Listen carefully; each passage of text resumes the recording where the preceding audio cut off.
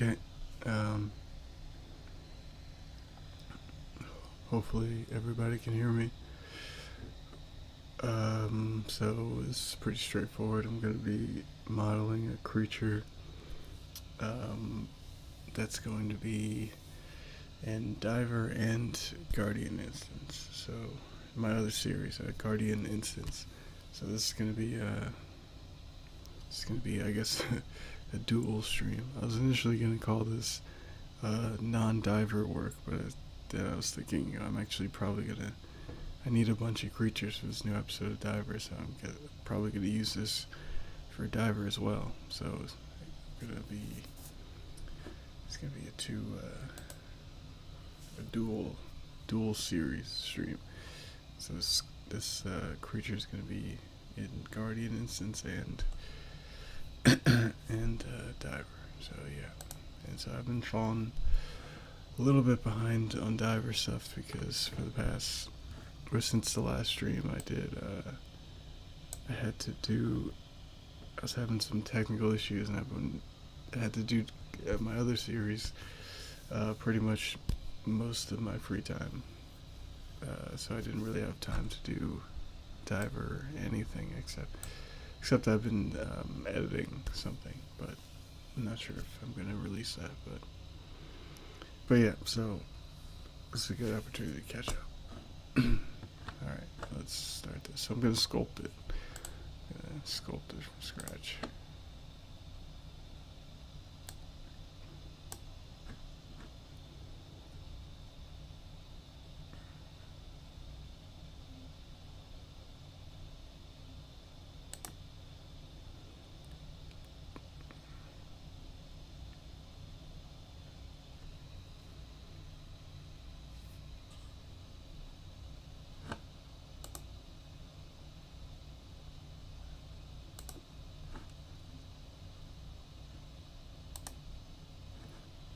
Okay.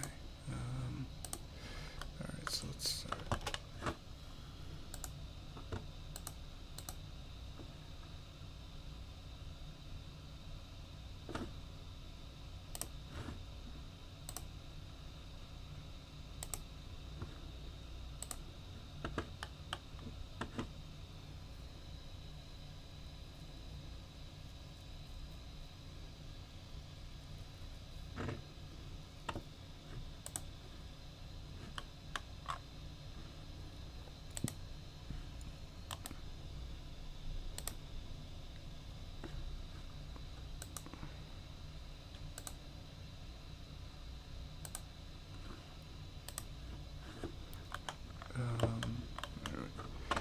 I need to save this as something.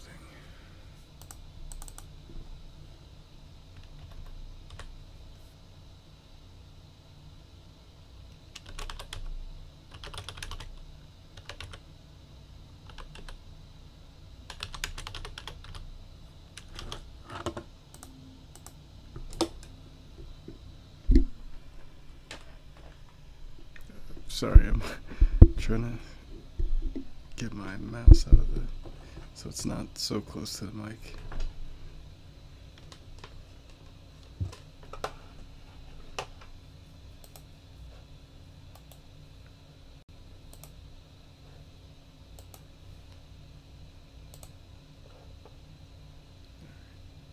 Alright, so I saved it.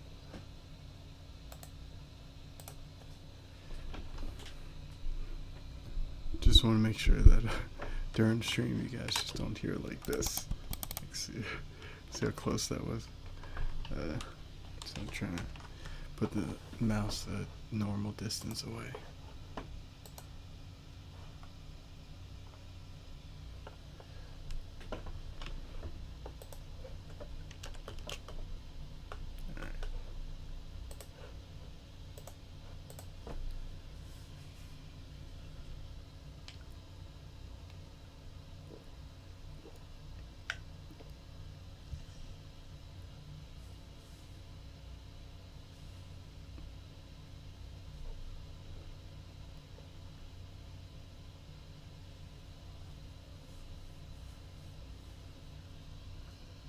Trying to remember what I did last time.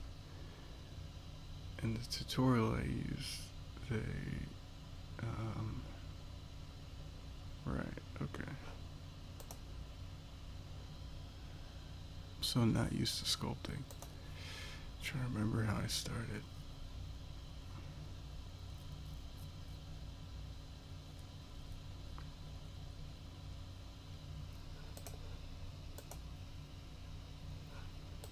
Alright, so just apply this first, and then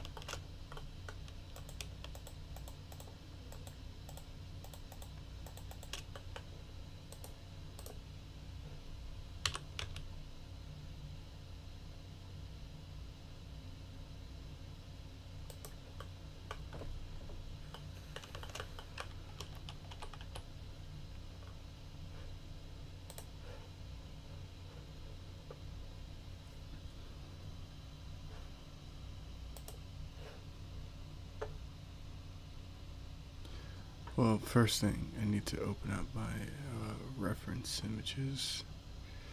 I gathered a couple images of sort of monsters that were in the look that I kind of had in mind.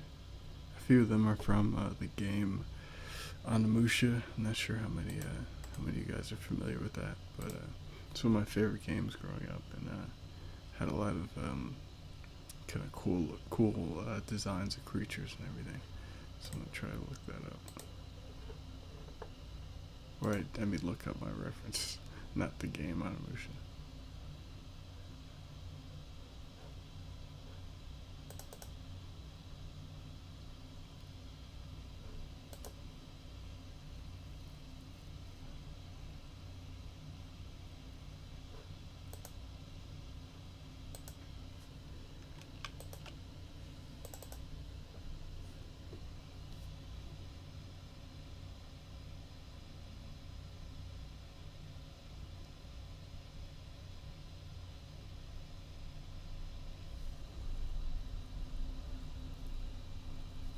Right, okay.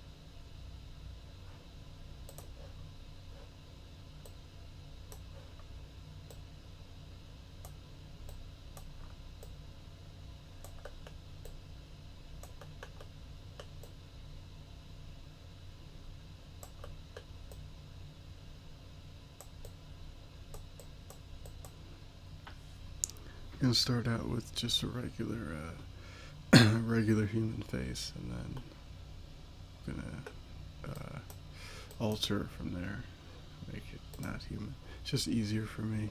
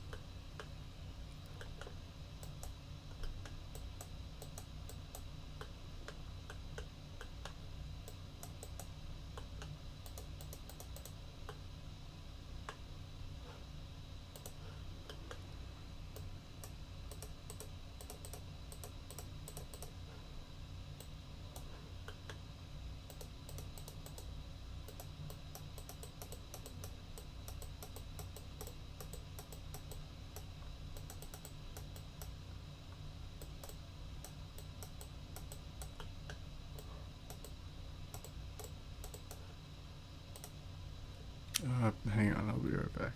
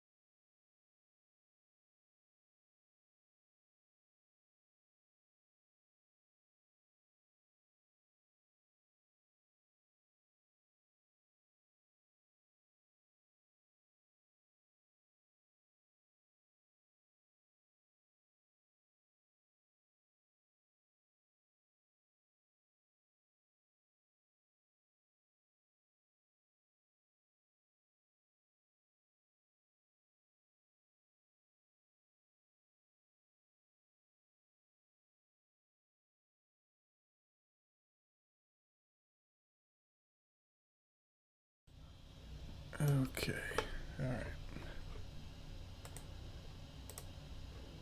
So, the nose is actually looking okay.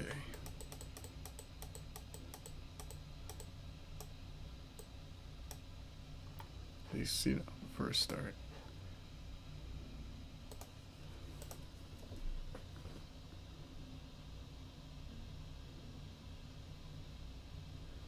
I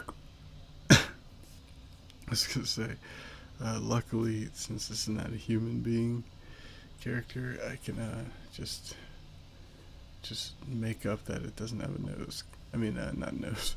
I mean ears, because I don't feel like modeling an ear again.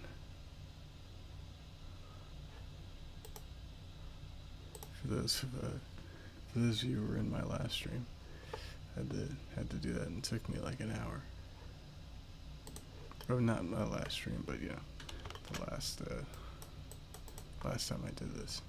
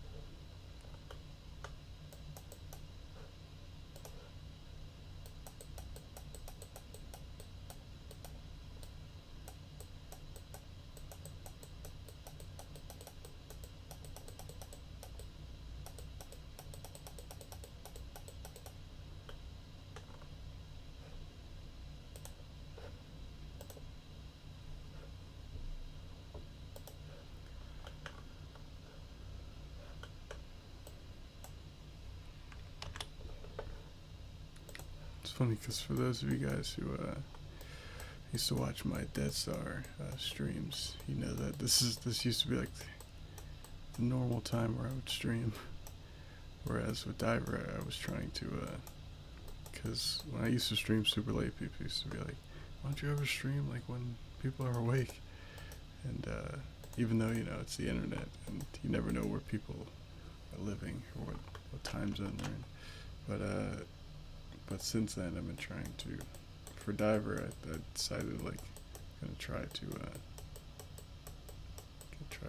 stream when people are actually, at least where people in my time zone are actually awake, and hopefully that'll cross over to other people's time zones. But not today. Today I was just so busy with other things. So this was like the only time where I actually had free time. Yikes.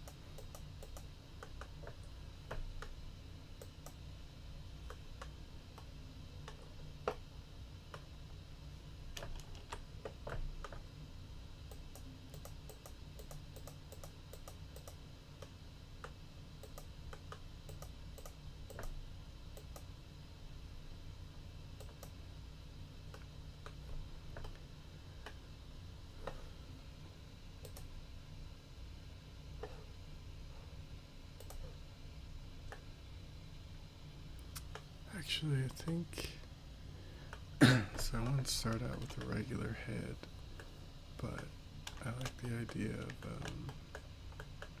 of the mouth kind of being split here.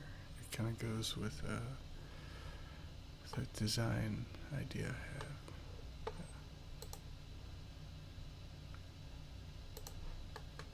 I mean, I could say it. I was gonna try to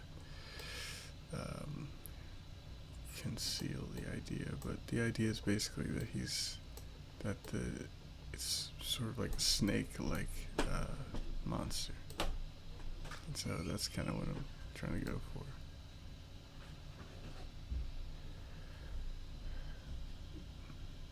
And I kind of like the idea that his mouth is kind of snake or lizard-like, sort of like a.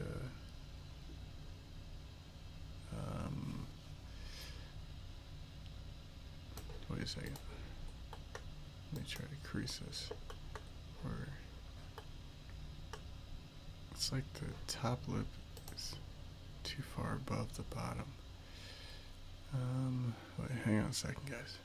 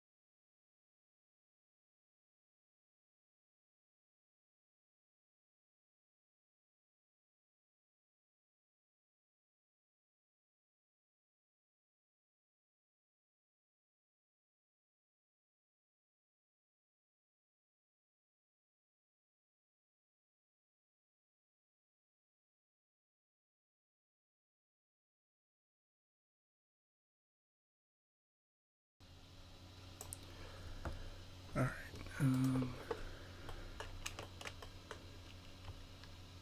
Let's undo this. I kind of want it to crease upward, like in this direction.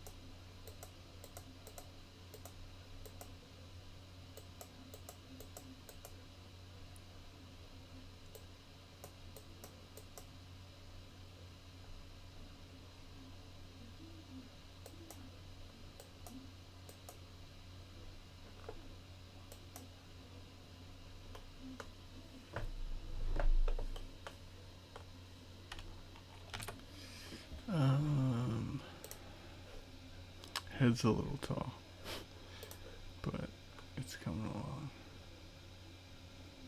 And the neck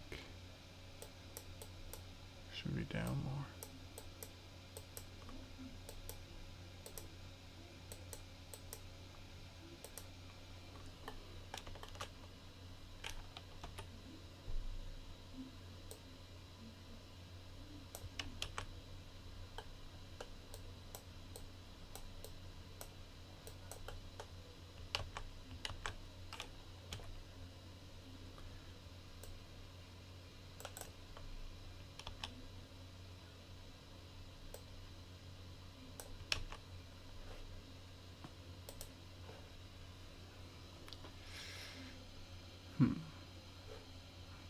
Okay. It's not bad. I feel like let's make this bigger.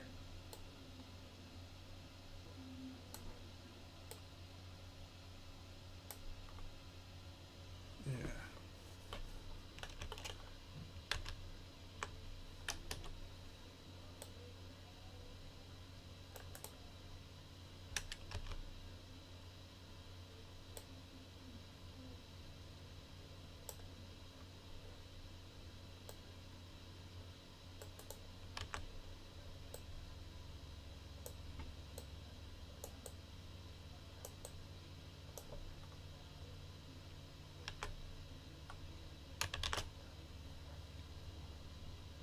It's got like Squidward vibes right now. Squidward head. Which isn't bad. Kind of fits.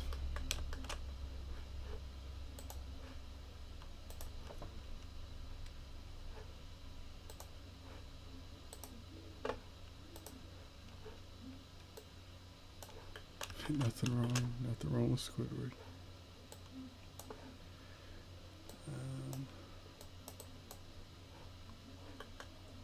Let's bring the neck out.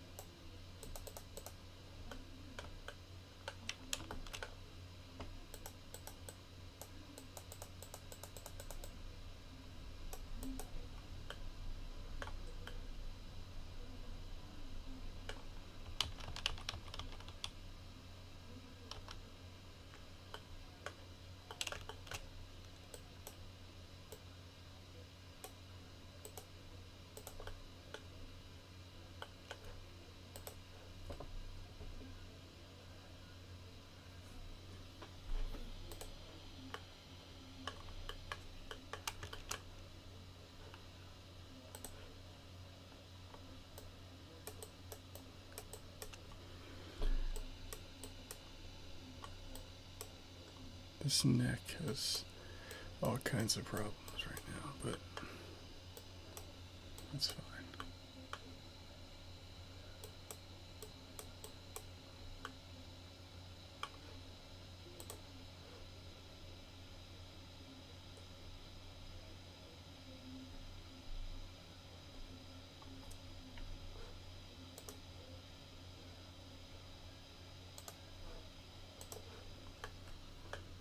Actually, it's not bad.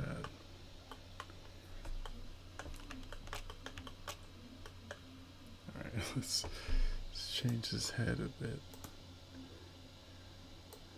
get rid of the Squidward head.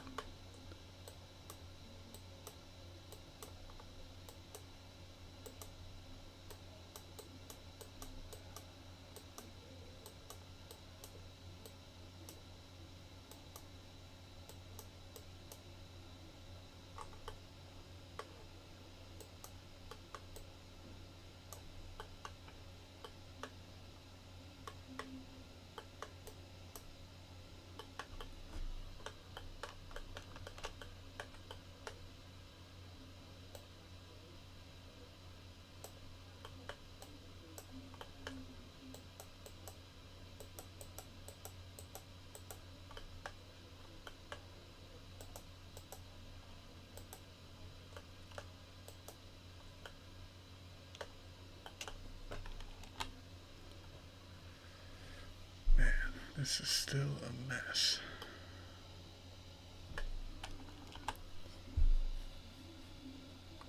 It's coming along though. Looks better than it did before. But man.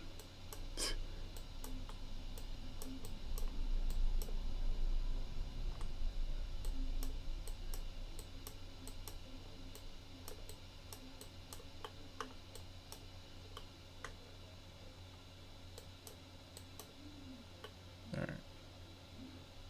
That looks at least somewhat like a head.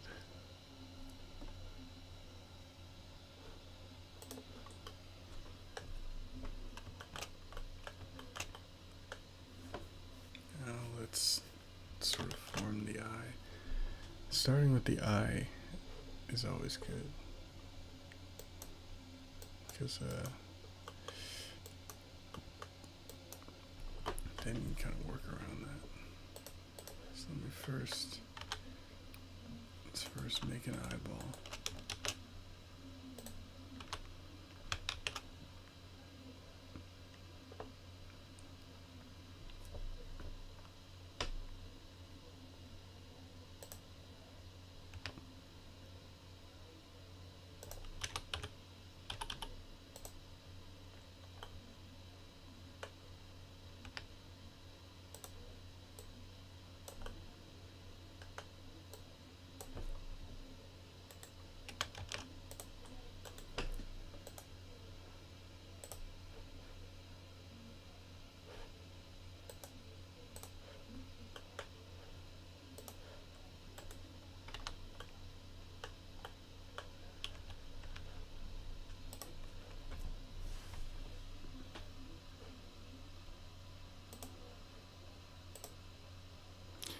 So as I mentioned in the beginning of the stream, but I guess I'll mention again for when more people start to come in.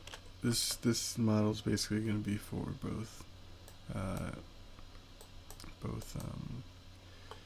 series I'm doing right now. It's going to be a character in Guardian Instance, which is the fantasy series I'm working on. And it's going to be a character we're probably a side character in Diver too. Probably going to use it as like an extra or something in Diver. Or maybe just like rework the model or something like that.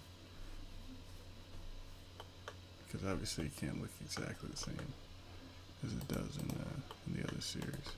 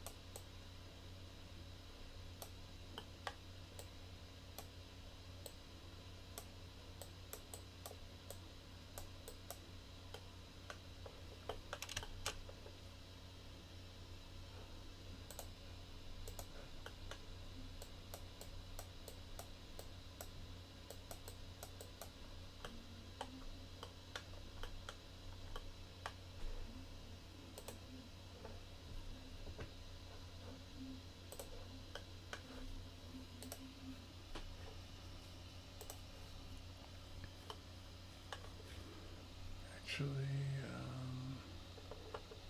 I don't think we're gonna do this. I think a normal person does have eyelids.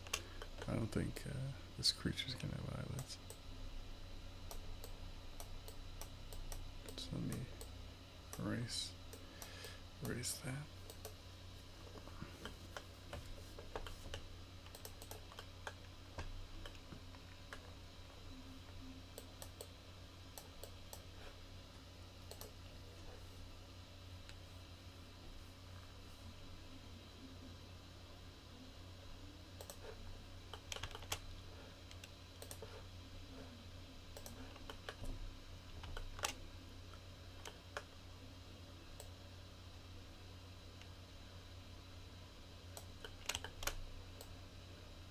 Now, since it's generally got a face coming here, now I'm going to start to add some detail.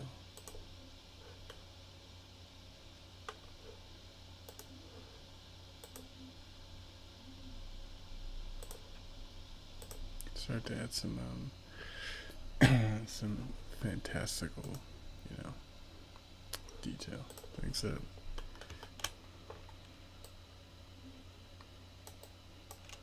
based on some of my references.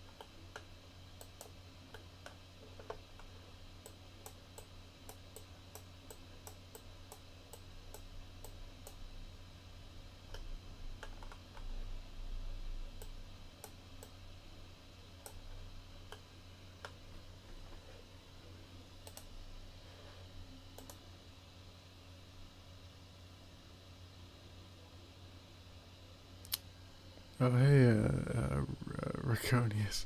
or aka Ricardo. Wow, you're up. I honestly did the stream thinking nobody would be up. But thanks for stopping by.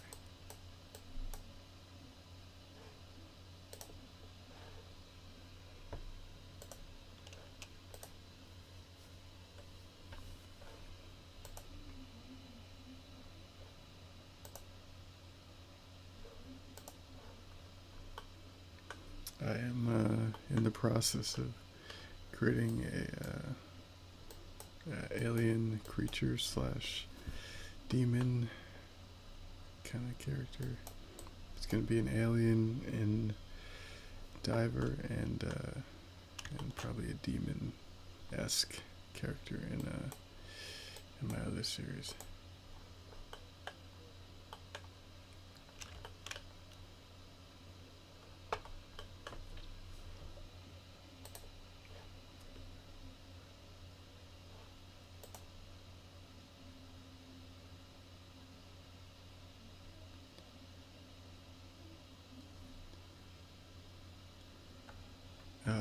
Waiting for something before I say, oh, nice, okay. Yeah, it's, honestly didn't really expect anybody, let alone a couple people that we have, so I'm, I'm glad. I was just kind of like, oh, this is gonna be a stream that, people will probably watch later. But that's cool.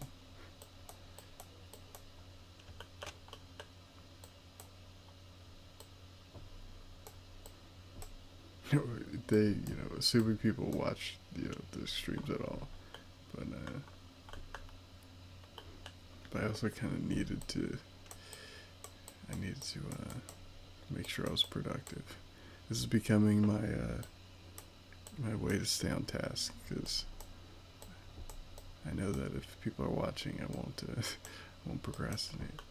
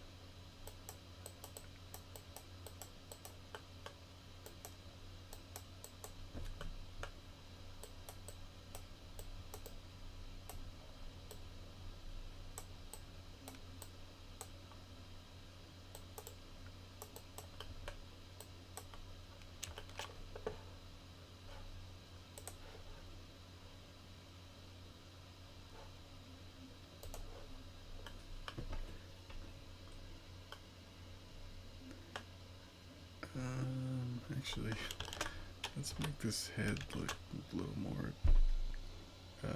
good before I continue. Because, man,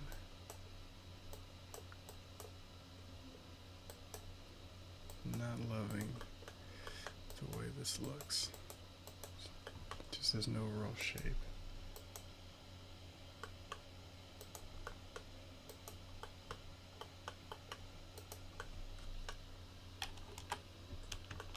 I think the nose needs to be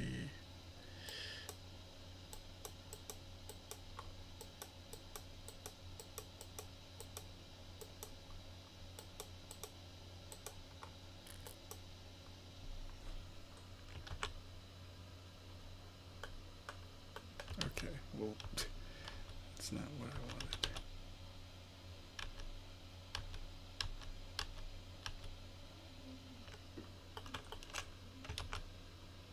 Smooth. Alright, let's just grab this whole nose.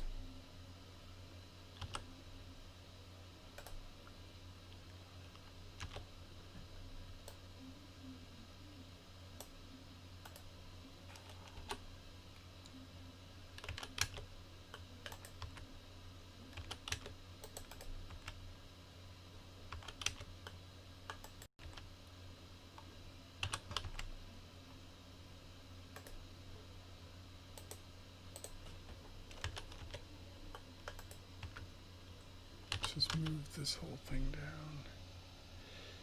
Oh.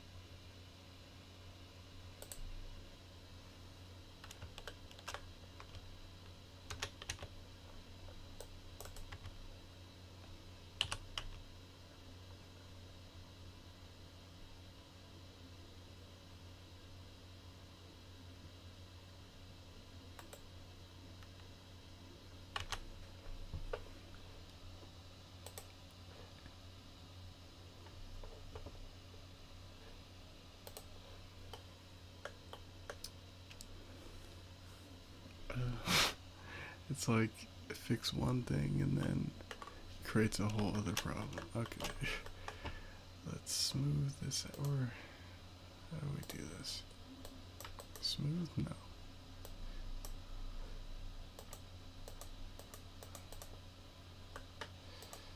Well,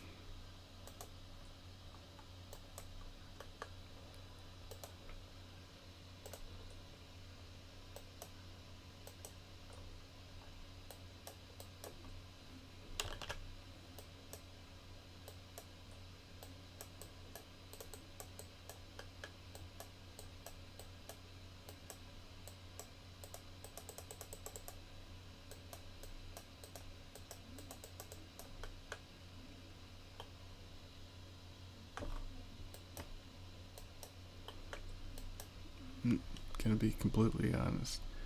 I'm not sure how this is gonna turn out into something cool, right as of right now, because this is really difficult. It's like fix one thing and then creates a whole new problem.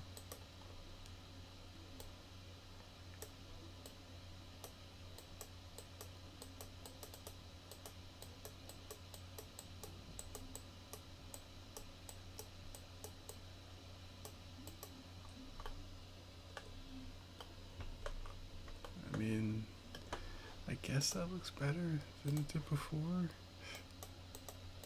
I guess.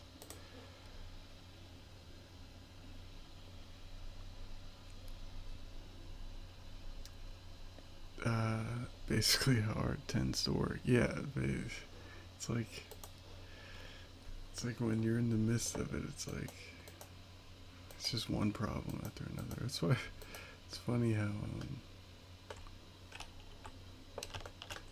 I will say it is interesting, like critiquing or looking at other people's art after kind of making or after attempting to kind of make your own, because I'm like way more lenient, I think, as a viewer.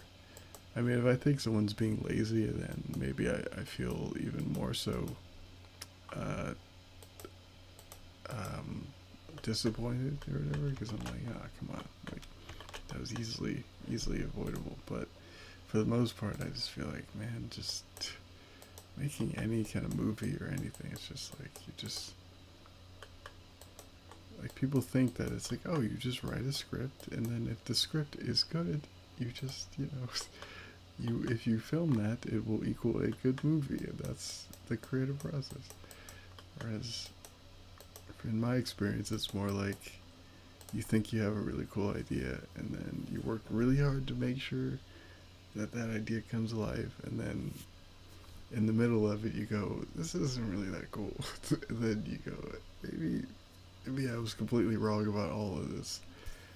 And then you kind of go through imposter syndrome for like a week, and then you're like, what am I even doing? I was totally wrong about that one thing I was so sure about. And then just out of nowhere, you'll get like a really good idea and like, oh, okay, I know how to fix it. Oh, great. And then at least that's my process basically. It's like I'll be so sure about an idea, and then all of a sudden I'll be like, oh, that's not gonna work at all. Like the whole thing that this, like one example that I always think about is there's this in episode 2 of Diver. Um, I planned for like it felt like a year. Like I had this image in my head of what was of how the race was gonna go. Or there's an image. I don't want to say what it is because I still want to use it.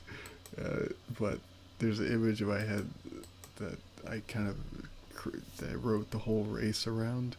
It was something that Zeke was.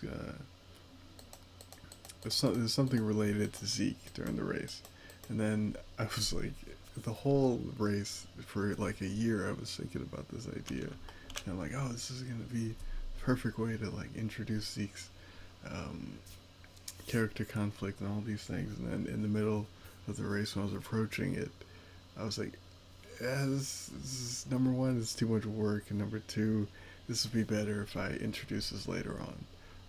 Like we should just tease this certain thing and not reveal this right now. And so all of that time spent thinking like I was setting this thing up, and then at the last minute I'm like, it's not the time. It's you know it's not the time for this right now. And so I had to rewrite basically something else. And so I won't say what the idea is, but the idea that replaced it was the thing the shot in episode 2 where you see where Zeke kind of gets a flashback um, to water. I'll say where you see he sees this image of water come at him while he sees the finish line of the race, and that was the idea that turned out to be one of my favorite shots. But it was an idea that I kind of made up on the spot to replace another idea, and so yeah, it's just funny that it's funny how that whole thing works. Where it's more funny how people judge other movies in a way where they think, um, in a way where they treat the process like it's a simple thing. Where in my experience, it's not.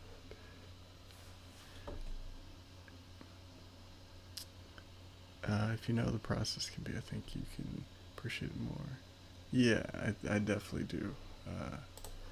Now more than I ever did. And also, I think I'm just more of a. I feel like I've relaxed a bit. I feel like being such a film fan when I was younger. I mean, I still am, but like studying film and all that stuff, I was like so. I think the term would be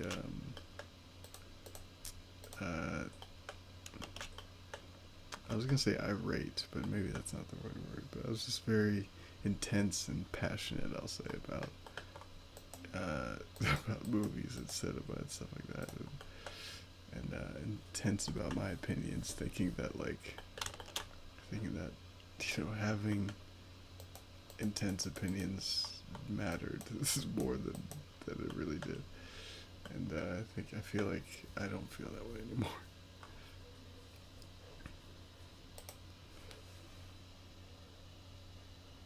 Now I just kind of feel like if a movie has one thing that makes that I find interesting, I'm like, oh, that was cool. Like, good job. Like they did you know, like instead of going like, well, they had that one thing, but everything else was terrible, and that was the worst thing ever. And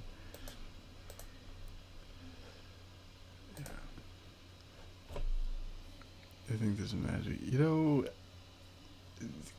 Kinda, yeah.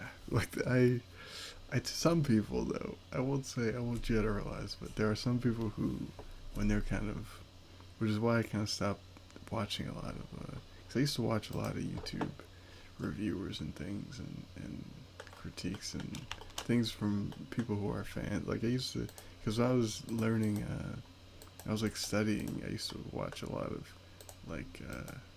I still really like watching a lot of like Roger Ebert and Siskel and Roper and first it was Siskel and then when he passed it was Roper.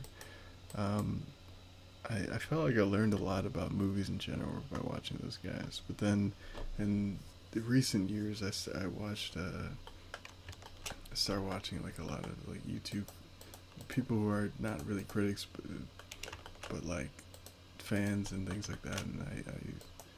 And and I kind of had to stop after a while. Stop watching that stuff because there are some people who do kind of rate art that way, or and I feel like over time I just kind of separated myself from that. I just kind of feel like I just disagree with that mindset of kind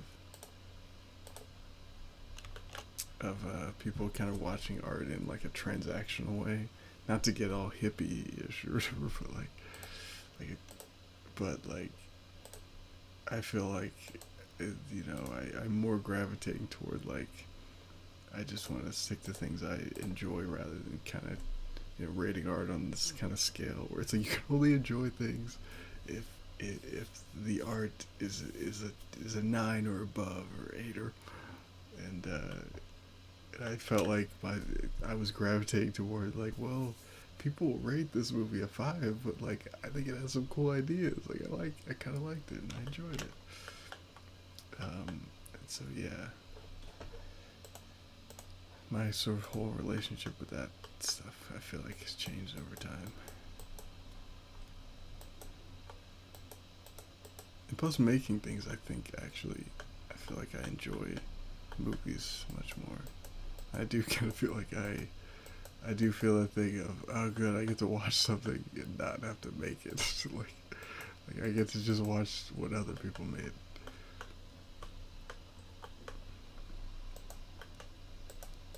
Because there's a thing of when you're making something, you're starting, uh, from day one, like every time. So it's nice to just be like, okay, I can watch somebody's day 300. I can just watch somebody's like finished work, or just watch finished work in general, especially in animation and stuff like that.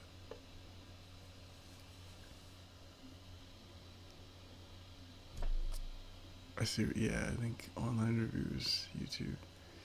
Yeah, that I was just actually just thinking about that in a way, like not even the way they like. I've sort of seen a problem with not just the way they talk about movies, but the way like they influence other people in the audience and the way and how yeah it's like it's and it's not everybody obviously, but I do see that. I see there's a movie that I heard like so many different people say the same criticism of this movie, and I was remember thinking like, did they all just hear that from like somebody online? Like, where did that come from? Because it was something that I never even thought about or agree with, and I'm like, that's not even like a real criticism. Like, who said that? Now that everyone is, it's it's almost like everyone's getting their getting what's right and wrong about movies from like a few people. Um, CinemaSins, yeah, their I, their stuff was fun when they first started, but yeah, they kind of I don't know. I don't really watch them anymore, but a lot of their videos just became kind of too nitpicky and they were kind of treating things that I felt were kind of like subjective things that are just up to your interpretation. They were treating it like it was just a fact that like certain things were mistakes or whatever, and it kind of because I used to find those videos fun, especially obviously like for bad movies or movies that I thought were bad. Like CinemaSins was fun for that kind of thing.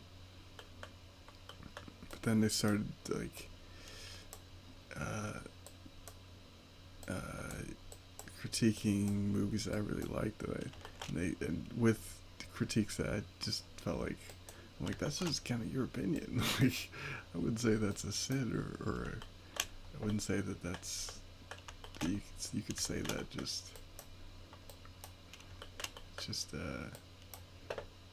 just blatantly, you know.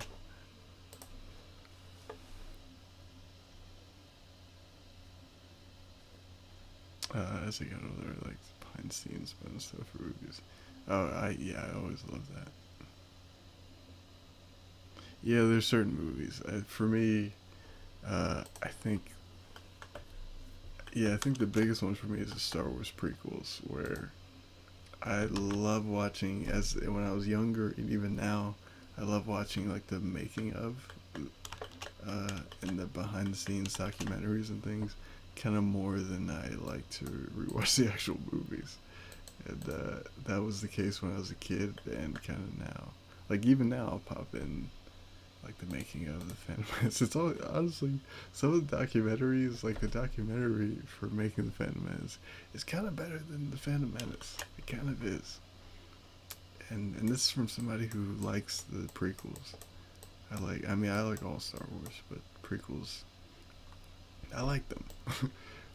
I'm kind of like, even though people are kind of using it to disparage the new movies, I kind of like that people are gaining an appreciation for them, even though criticism is still valid. Like we are getting into a weird place where people are just treating the prequels like they're 100% amazing. I'm like, I don't know about that, you know. Like I get people who don't like the new ones, but even though I like the new ones generally, but a lot of people are just, you know, in turn treating the prequels like oh my god, they were a genius. And I'm like, I don't know if they were genius, but I definitely you know, appreciate the creativity behind them. But yeah, I feel like I think watching this behind the scenes documentaries became. Oh, hey, how's it going? Audiophile. But I feel like oh yeah, definitely the Peter. I was about to say, Lord of the Rings, the Lord of the Rings, and yeah, the prequels to me were probably the two biggest ones that where I feel like I learned a lot about making movies from there. The which is weird to say because as I'm thinking about the prequel document, I mean the Lord of the Rings documentaries, I don't really remember much from them. I actually remember more from because I watched them recently. I actually remember more from the Hobbit documentaries than I remember from the Lord of the Rings ones. But because I watched the Lord of the Rings one when I was like a kid, but still it was like I don't know, it's just you learn so much about them. But I remember pretty much everything from like Revenge of the Sith and Phantom Menace, cause they had this whole long like hour-long documentary where they just went through every, and even looking back on it now, some of it's kind of out of date because it's like because they had this whole they had segments on like what happens when you shoot on a digital HD tape, and these nowadays like that's nobody does that. I don't even think people shoot HD anymore. Like HD back then was the highest was like the highest format for shooting, even for digital productions. But now that's just not the case anymore. Like if somebody films their film on HD, people would be like, wait, what? But still, even though they're outdated, I still kind of like I like to just watch them.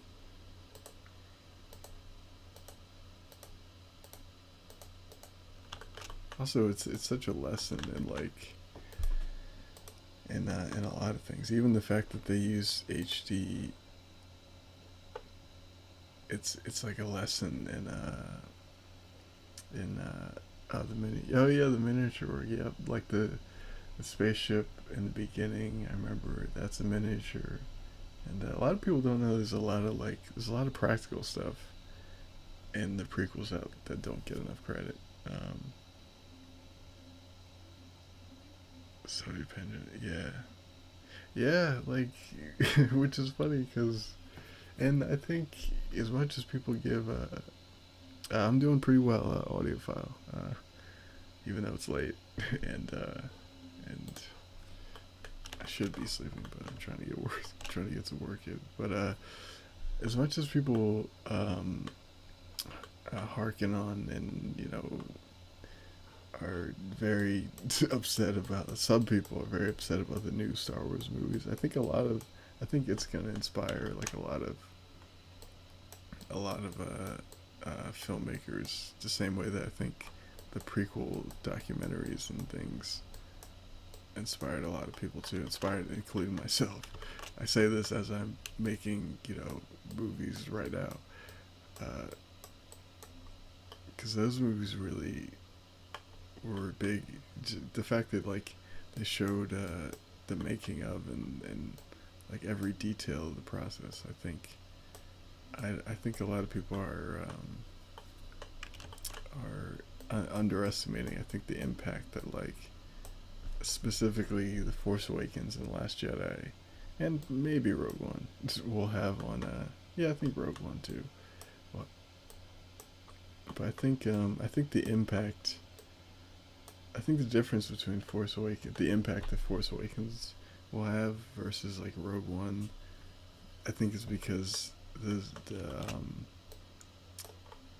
I think the reach and like the cultural impact that that movie had versus Rogue One, I think is is what I think will influence a lot of people. Like both people who didn't like it and people I think who liked it. Because even I think about things sometimes where I'm like, oh man, they should have did this and this and that and this, and it kind of influences the way I think about my movies and things. Like even things that are criticisms, I think, okay, well, like they did this in a way that I don't agree with, and but I think it's the same thing with the prequels. Like it's the same thing. I think it's kind of it's the same thing. Like people think that people are upset about the Disney Star Wars. Like I grew up in the prequel era. Like I liked the prequels at the time. I was like I loved the Attack of the Clones. I used to watch the DVD all over and over again at a time where I wasn't like like 5 when the when the Attack of the Clones came out. I was like I think 10 or 11 or 12 or I was very aware that people did not like it. It wasn't like I liked it and I thought that the whole world loves it too. Like it was it was like a huge and movies have had way more impact than they do now back then. Like there were just like a few blockbuster movies back then. There wasn't like a blockbuster every week like there was before the pandemic, but you know what I mean. Like and so yeah, like I loved Star Wars then back in the I guess what you could call the dark times of Star Wars, and still I think they had a big impact with young people like me back then, like people who knew that they had problems. Like it's not like a lot of people treat the new Disney movies oh they have problems, and so it's the thing we were talking about again. It's like it's not because it's not 10 out of 10 movie that it just doesn't matter. We need to raise it. It's like no, there's a lot of young people who are probably watching them who are probably getting inspired to make their own thing and who are actually getting a positive kind of inspiration from the movies, even though they weren't like even though they were divisive with fans. And so yeah, I think it's interesting.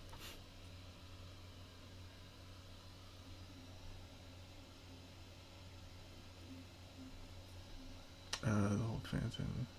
Yeah, I have like a copy. I think I have a copy of it, even though they put it on YouTube around the time Force Awakens was coming out. But I had like a copy of it for the longest time. If I'm wrong, I believe you do. Yeah, I do. I do the whole thing, whole thing on my own. I try. Yeah, I think the Last Jedi and the Rise of Skywalker had a good documentary. It wasn't as good. I mean, the Last Jedi was pretty good, but I mean the documentaries like they showed. I think my only issue with the Last Jedi documentary is that it was only they went really in depth on the filming of it, which is cool, but the prequels did like every aspect of production. Like they did like the Last Jedi documentary I think was pretty like hands on and it did remind me of the prequels, but it only did that with the filming aspect, like the principal photography aspect of it. And I kind of would have liked to see more. They did have some things on visual effects, but actually they did some good stuff. It's close. It's still not as it's still not as because it's Disney, and it's not because the prequels were just George Lucas is like this is just how the movie was here, like because it was just him that he controlled. It was just like, and in a ways I have opinions on how I think Star Wars kind of doesn't really work uh, by a group of people. I think it kind of only works by one creative mind. That's a whole other thing, but that's a like for better or worse. That's kind of how I feel after seeing the new ones. Even though I'm someone who kind of likes the new ones, but I do kind of feel like when I look at the prequels, I'm like, yeah. As much as people don't like it, I do think that that's kind of how Star Wars be. Should be kind of one mind, but yeah, I think that's just what's gonna happen because it's by a company now, and by a company by the people who didn't create Star Wars, and so that's how the documentaries are gonna be. Like they're not gonna be like like they're now being made by people who are who are trying to like uphold what Star Wars is to them in a way, and what they kind of want the brand to be, as opposed to with Lucas, it was just like it was like this is mine, this is how it is, and here you go, and that was that was better, but that's the way it is now, which is like I understand it from like a company and a brand perspective, but it's a shame. But still, I don't know. I like the Last Jedi documentary. Like I like the filming of it. I like how they just showed what Mark Hamill thought. They didn't they didn't really sugarcoat much in that. And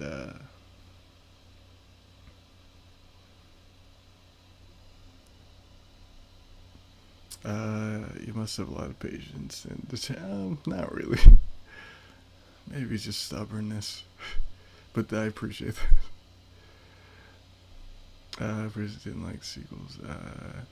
That's funny because I feel like the exact opposite of most people, but because Rogue One I think is my least favorite.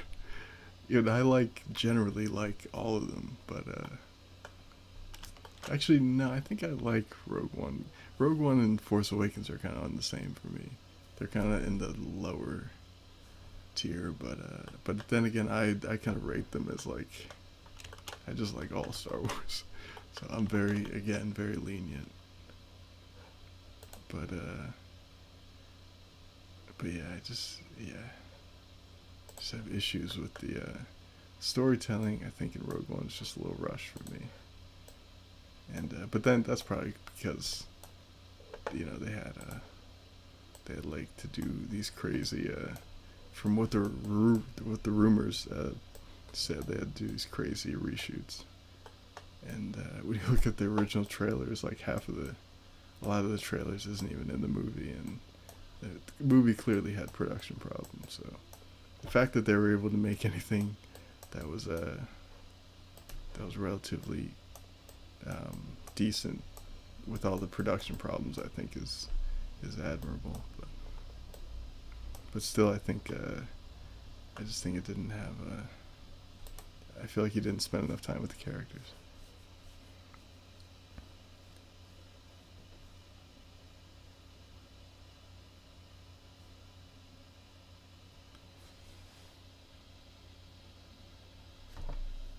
Yeah, I think yeah, it felt like a vlog. It did.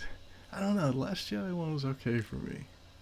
It felt. I liked how it was. It was. The prequels ones were still better, but I do like how it was very like I don't know, like grounded, and I don't know. I thought it was okay. The Force Awakens one I really did not like. The documentary, like that to me did exactly what you're saying, which literally felt like.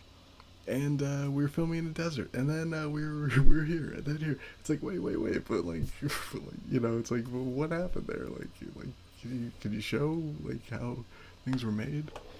Like that, I had a problem with that. I still kind of don't like how the documentary Force Awakens was. Rise of Skywalker, I kind of like though. Like they did a pretty good job. It's still not as good as the prequels, but it was alright. Like I mean the documentaries. I'm not really talking about the movies, but the movies we could debate forever. But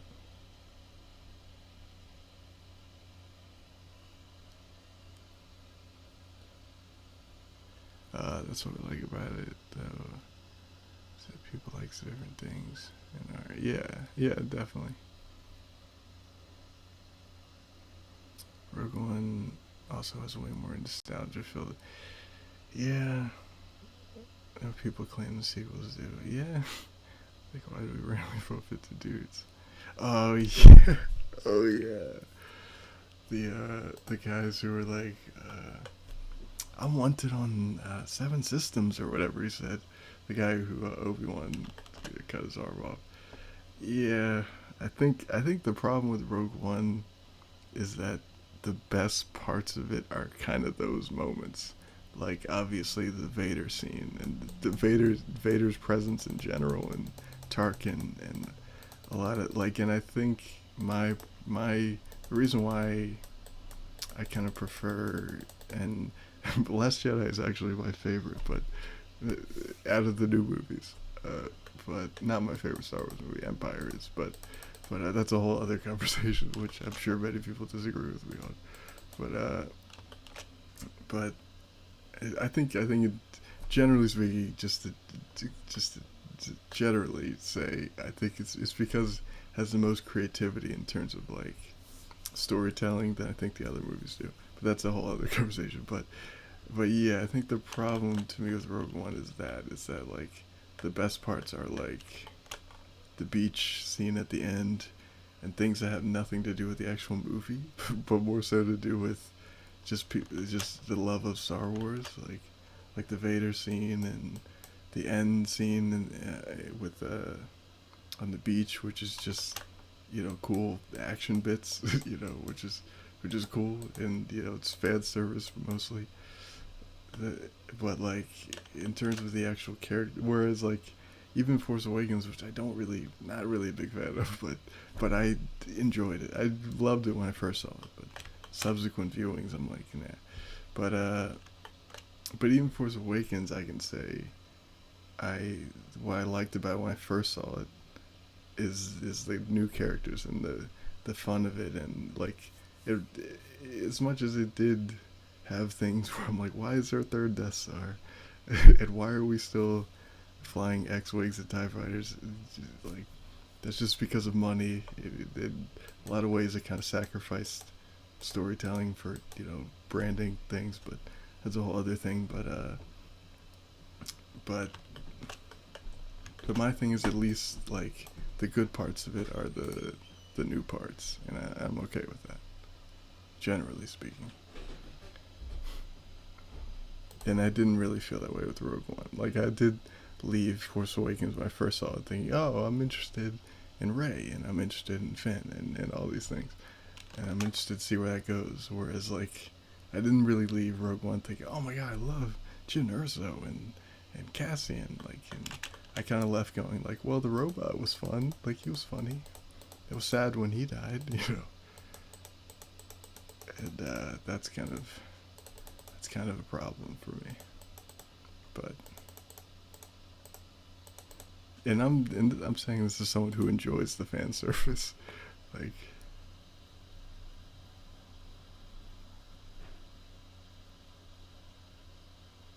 oh yeah, yeah, the moment between Frank and Mark was cool.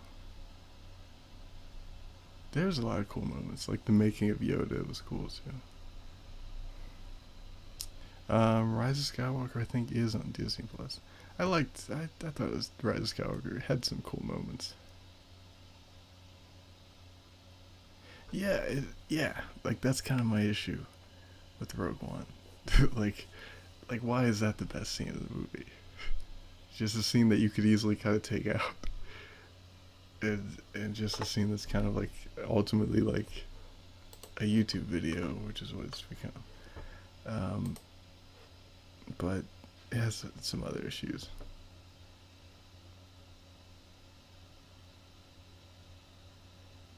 Oh yeah, yeah. Looking back, that's the problem with the Force Awakens and a lot of JJ's movies in general is that a lot of things don't really hold up past like the opening night viewing. You know what I mean? And that's kind of a big problem for me with Force Awakens. From somebody who loves to rewatch the Star Wars movies.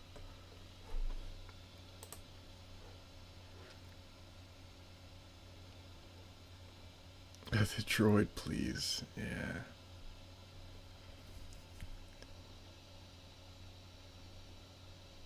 Um, as someone who did read some of for what audio I was saying, for someone who did read a lot of stuff, like a lot of Han Solo's kids and like Jana Solo, and I did read some of the stuff back in the day. I'm fine with them making new stuff. I don't really need to see that. Like for me personally, like I don't really, I don't feel like like what excited me was them making new stuff, and if they want to make new versions of stuff from Legends, that's cool. But like, I don't really need to see I'm just not one of those fans who I just wanted to see like, uh, what's the blue guy's name? Um, I forget his name. Oh, Thrawn. Yeah, like I'm not one of those people who are just like, oh my god, they put Thrawn in a movie. Like I just want to see something. Like just give me a good story. Like give me a good new thing. Like if I want to see, if I want to see Vader kill a bunch of people, I can just play Battlefront. You know what I mean? Like I don't need the fan service. Like I'm sort of just like I just want to see. I just want to see something new. But I understand why people, I understand that aspect though, and I do. I like fan service too, but it's just one of those things. Um, Mandalorian. Nah, I'm not, I'm one of the few Star Wars fans who I haven't seen Mandalorian yet. Don't really plan to. And Clone Wars, I liked, but it was a little too uneven for me. And yeah, I'm not really a big Clone Wars guy either. I'm like Star Wars fans generally would not like me. I mean, they would, but like I don't really not really into Rebels or Clone Wars really.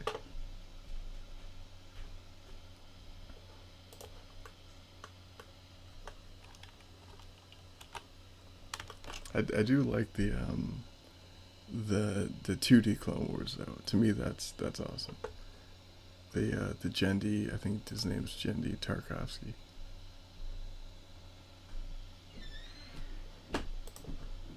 Like I love that when it came out. And I still love that. That to me is one of the best versions of Star Wars, like period. But the 3D one, I didn't like, and also I kind of disagree with the depiction of Anakin in the Clone Wars. I don't really like how they kind of like omit Hayden Christensen's performance a bit and what he did. And I get it, like people didn't uh, weren't weren't big fans of his acting at the time and everything, or how he did George's lines. But I don't really, not really sure how I feel about them just making a completely different version of Anakin in the cartoon.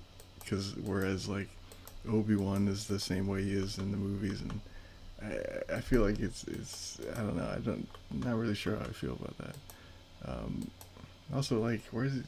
He had an apprentice. Like, they didn't let him become a master in Revenge of the Sith, but let him have an apprentice. Like, I don't know. There's a lot of things about Clone Wars. I'm just like, I don't know.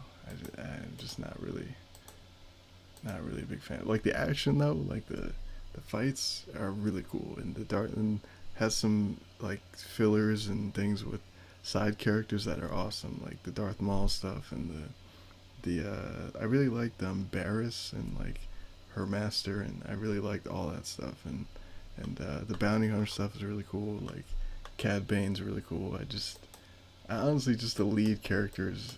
I just it wasn't. I just didn't love. Um, I don't love like Ahsoka, and just not really. I like Ahsoka in Rebels. I like her the way the way she kind of, the way they depict her in that. But like Clone Wars, not really. Again, I might be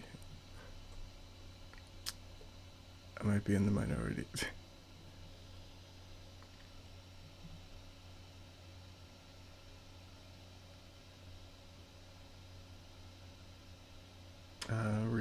Repurpose stuff. I think, yeah, I don't have any problem with the repurpose stuff. I actually, I don't know. It depends on how it's used.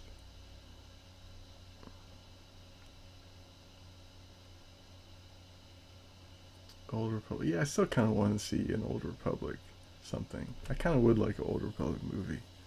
Um, they should, I think. That's it. Also seems like a smart next step for the franchise. I think.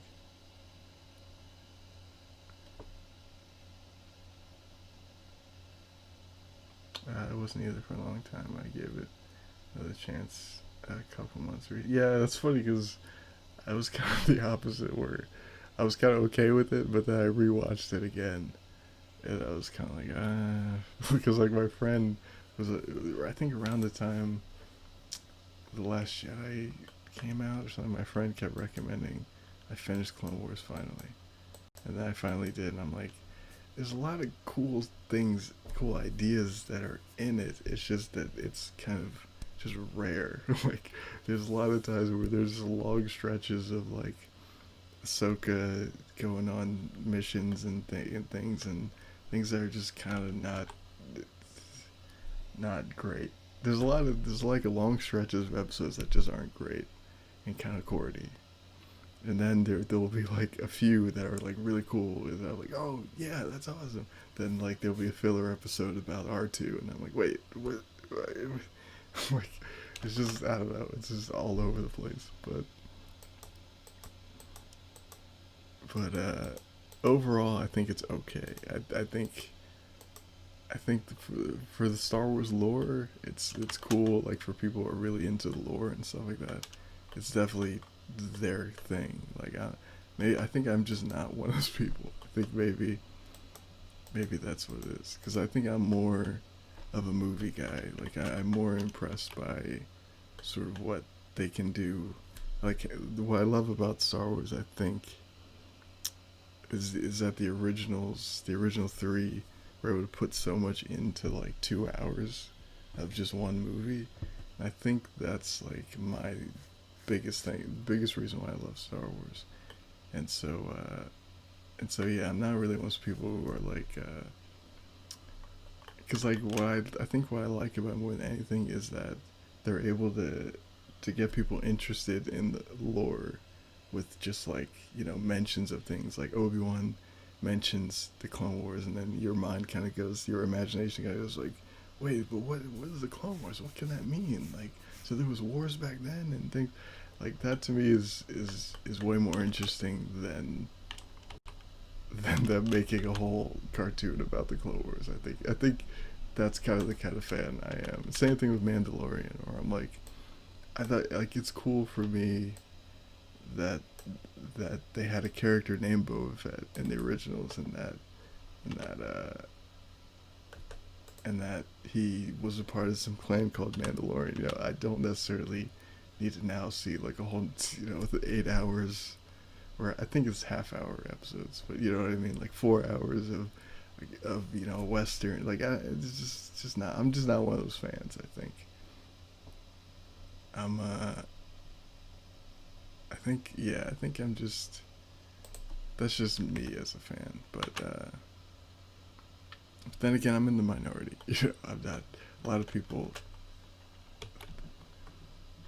A lot of people really like that aspect, and I accept that.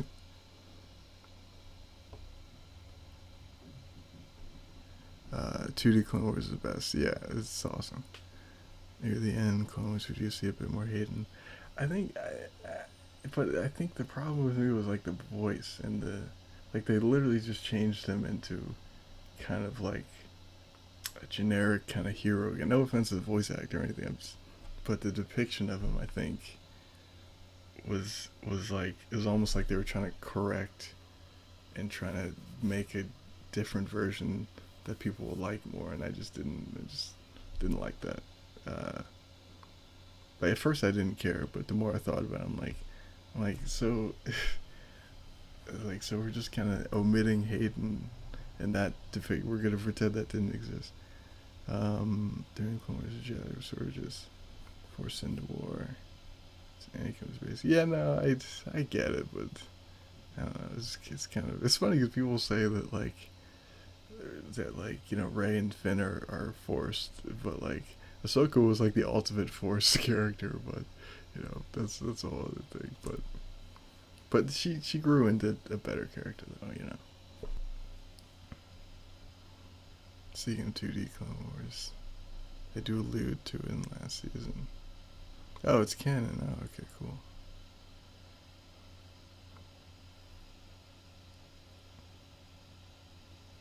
Oh, there's a fan film set in the Old Republic. That's cool.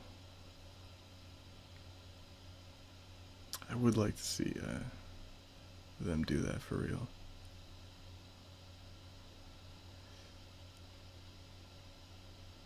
I agree. It's the mid to end Clone Wars. Yeah, there's just a lot of stretches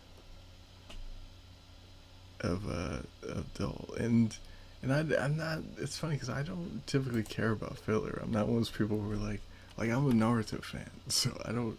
Not one of those people who hate filler. I think for me it was just that I also didn't really like any of the main characters either, and I thought the side characters were the most interesting kind of parts. Like I didn't like because I like Obi-Wan and Anakin like in the movies, but like I didn't really like their depiction. Like it was kind of like I don't know, it just didn't like their depiction in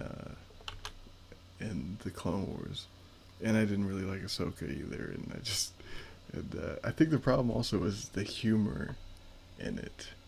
Like it also made me being a fan of One Piece and then going back to Clone Wars, it kind of made me realize, oh wow, humor is super important, and especially shows that are meant to be for a younger audience. Like, humor is very very important because I realized that like, oh, I really fell in love with One Piece because it made me laugh, like generally, and I thought like, oh, anime and shonen and stuff, that doesn't really make me laugh. has wacky gags that I kind of lightly chuckle at, but One Piece actually made me laugh, and I realized that in Star Wars, like the original trilogy actually makes me laugh, and even certain things in the newer movies were funny. And I realized like that's a huge part of Star Wars that isn't in the Clone Wars like at all. Like it's absolute like like none of the humor ever worked for me, and I realized that was a big problem too, and that was a big problem with I think the depiction of the characters was like it was like there's too many kind of just jokes that were meant for like kids, and that even the writers are like, this isn't funny, but a kid's gonna laugh at this, and there's too much of that, and also, to be fair, George had a lot of that in the prequels too, and didn't work. It didn't work there either, and to be fair, also in the Return of the Jedi too, where that the whole Ewok thing started. There's a lot of humor where it's like, okay, well, that's not funny, but I guess if I was a kid, that would be funny, and yeah, that was an issue for me.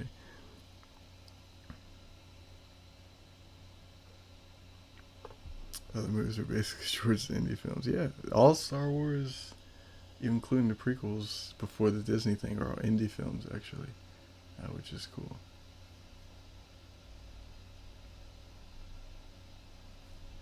Yeah, I mean, the Mandalorian being about a single character is kind of makes it even less interesting for me. But again, that's just me. That has nothing to do with the show. Like the show, I'm sure the show is really good because it looks really good. It's just for me, it's like I if I want to watch a western, I could just watch like a western movie or something else. Like to me, Star Wars is like I think what I love is like it's like a smorgasbord of like so many different things, and and and the fact that like you can be interested in Mandalorians is kind of like what I love about it. If that makes any sense, because I know the fact that I say I'm a Star Wars fan, I'm not interested in Mandalorian. I'm sure it's so many Star Wars fans will be like, what? Like, but it's like I get it. Like I know, I probably don't make sense, but but yeah, um, I like the voice General Grievous better in 2D. I think the one in the 3D one was the one from the movie though. The I don't even remember Grievous's voice in the 2D. No. Oh, you're saying you like it better than the one than in the movies? Oh, okay, gotcha. Never mind. I thought you meant better than the 3D Clone Wars. Um, I do understand. I don't like Ahsoka. I don't like her either. Uh, but I like that she's like a cool Jedi now. I mean, but like I just don't really care about the character. It's just a cool idea, like Anakin having a apprentice and her leaving the tent. Like that's a cool concept. And just if I liked the character, I think I would have. There's a character in Clone Wars. I don't know if any of you guys remember. She was a side character. Actually, she was pretty important. Her name's Barris, and for if you guys have seen it, so you know that she kind of betrays them. I remember thinking, I'm like, I want to watch a show about her. Like, I don't care about Ahsoka. Like, she was. I remember thinking she's like she should have been Anakin's Padawan. Like, she's just such an interesting character and a cool personality. And I remember thinking, why do I like they're trying to make Ahsoka like a lead character, and so in I think that the show doesn't handle that as well as other shows. I think is one of my big things about it is that like I think a lot of shows when they have a lead character they kind of make them like the straight man, you know what I mean? And I think it didn't work with Ahsoka really, and it didn't really work with any of the lead characters. And I think that's a big problem with Clone Wars in general. But yeah, But Barris, I remember thinking like she's so interesting, and her master, I think her master was Luminara. Like she's really interesting. I'm like, why, like why are all the side characters like the interesting ones?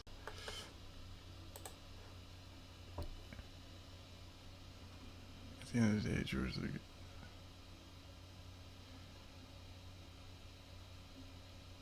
the clones. Best characters are the clones. I did really like the clones, and I like the voice of like the voice of Anakin.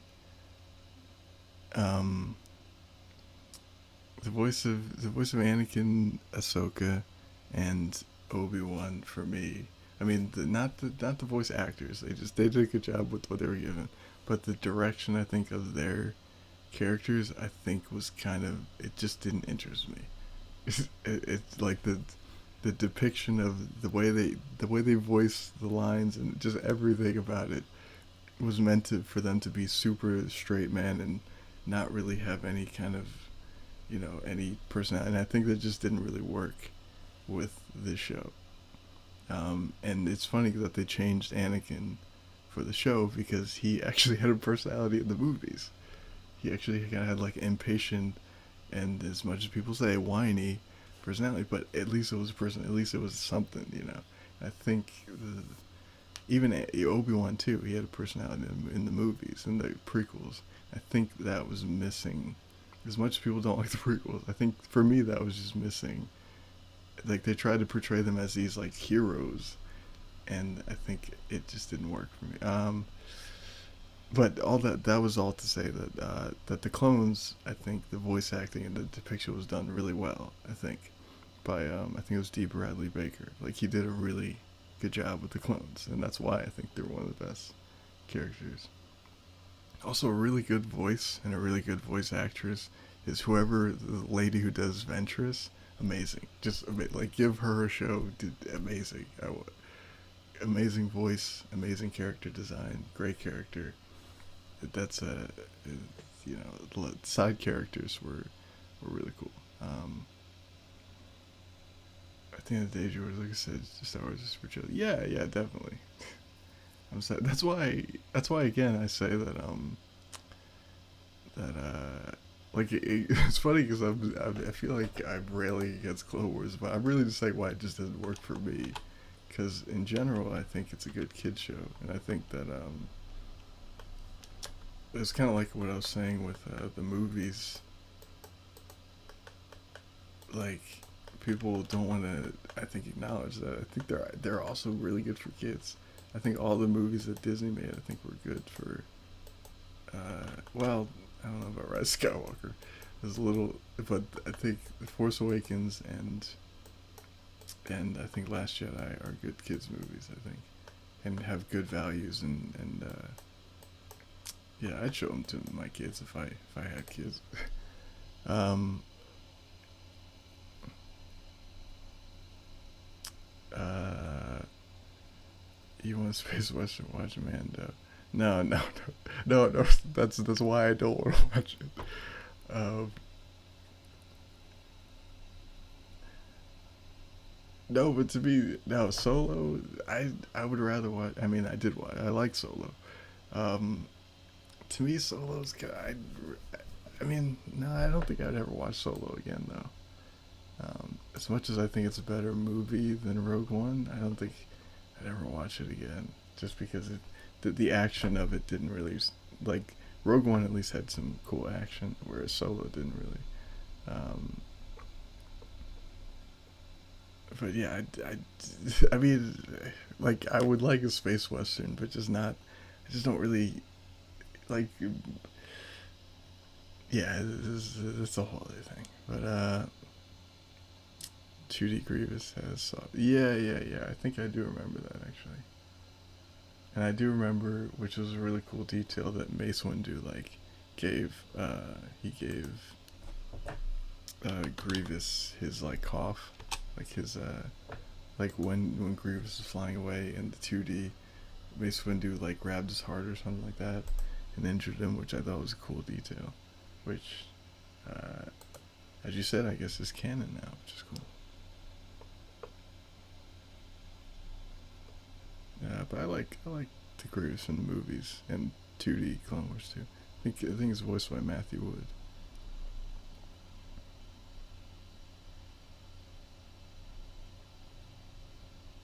The 3D one going a bit hardcore with the episode Geonosis. They're watching them flame through. Oh my god. I think I do remember that actually.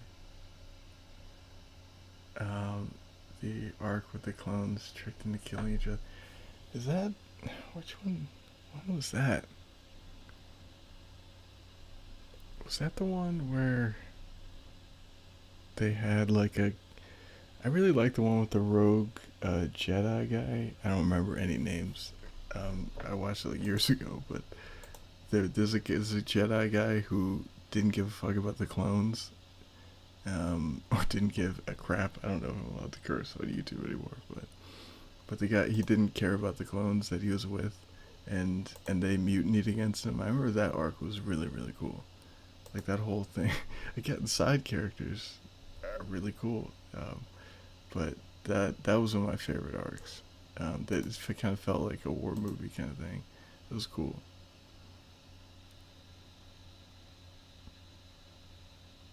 The coming of age story. Yeah, yeah, definitely.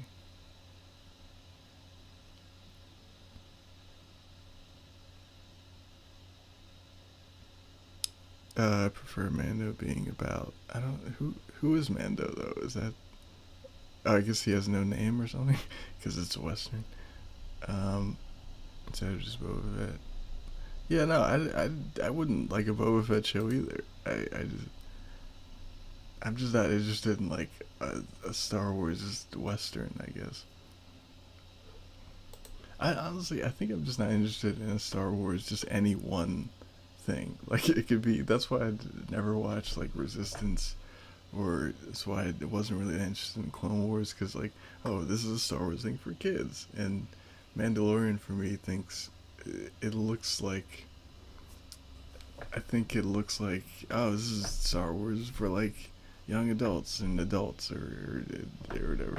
And for me, I'm just like, it's just, I don't know, it just doesn't interest me. But it also was smart for them to do that because people were kind of losing interest in it. So I mean, it was a smart business move, and they can get some. They got some like really cool, famous actors and everything. Also, that's another thing. I don't, never mind. I'm not gonna get into it too much, but yeah, it's just not my thing. I'm just not really. I think I'm not interested in that in like those. Yeah, like I think that's the best way to put it.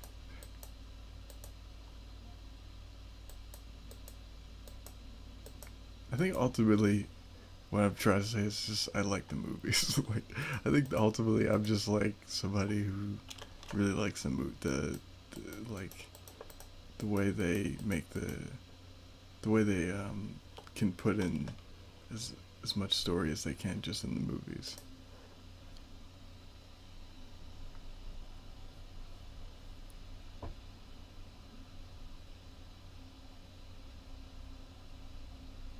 Yeah, no, I didn't. Solo was a useless movie, but I enjoyed it. I think it was good for what it was. But yeah, I think most, pretty much all Star Wars fans, which is weird how they decided to make this movie. But I think, I mean, they made it for like the general public, obviously. But I think, because they're like, oh, what's the most famous property, or what's the most well known to the general public uh, property in Star Wars? Okay, it's Han Solo. Okay, we'll make the movie. Like that's definitely how that went. But yeah, no, I didn't care about that either. But I think what they did with it was cool, for like a one-time watch. I don't think I'd ever watch it again. But it was like I was like, oh, okay, they did this as best as they could have done it. A story that nobody wants to see. You know what I mean? It's like, so yeah, it wasn't like I'm not here saying like, oh my god, I want to see like a Han Solo trilogy. I'm just more like, they did they did they did what they did the best they could with that idea.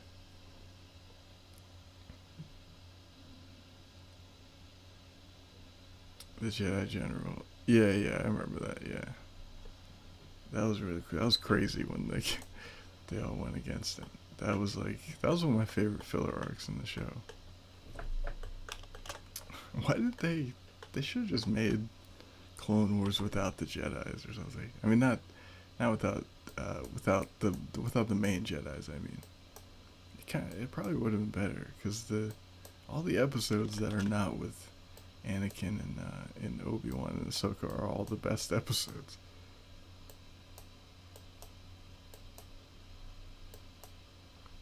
Like one of my favorite arcs is like the train one when when you're with the when you're with Ventress and young Boba Fett. Like that was one of my favorite arcs.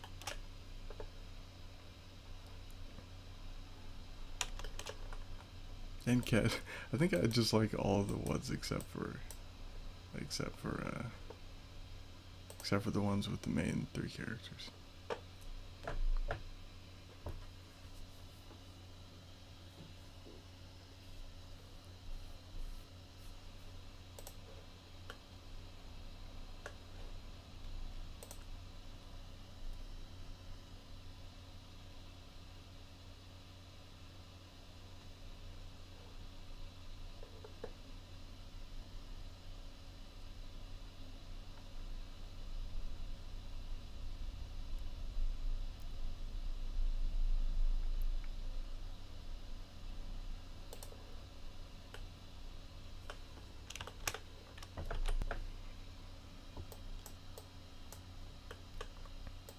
This guy's head is so pointy.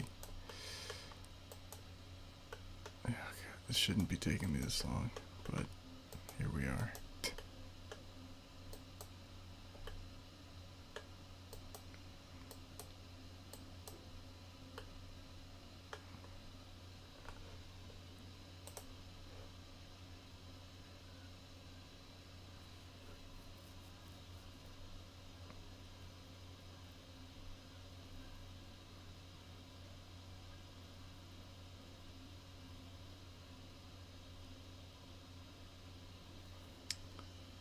Well, actually, it wasn't filler. Oh, really? I honestly, I can't tell what's filler and what's not in the Clone Wars. Like, also, I remember the release schedule was so disorganized and messed up with Clone Wars. Like all they're releasing episodes out of order and all this stuff. So yeah, I have no idea um, what's filler and what's not. But but yeah, I think even for me, I think that the serial aspect is kind of what partly inspired Diver in a way. Is I mean, Star Wars is huge. It's specifically like the original movies. Star Wars was a huge influence on a lot of things. Like, I would be here for like an hour if I mentioned everything that was an influence on. But specifically, like the first movie of Star Wars was when I was making the first episode. It was a big deal. Like I looked at that movie a lot and just thought about like why it works so well and why I really love it and why people were gravitated toward it and everything. Um,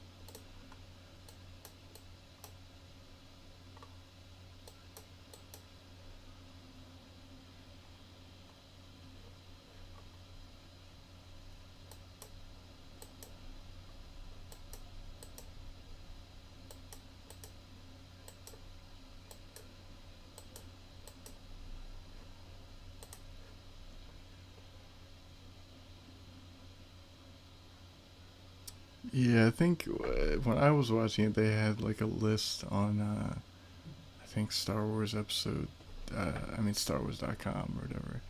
Um,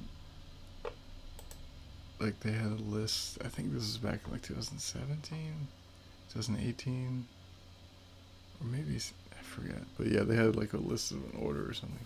But I had like this filler list that I was watching it on that just tried to avoid the filler. I had like a filler guide when I was watching it, but I ended up watching pretty much all of it anyway.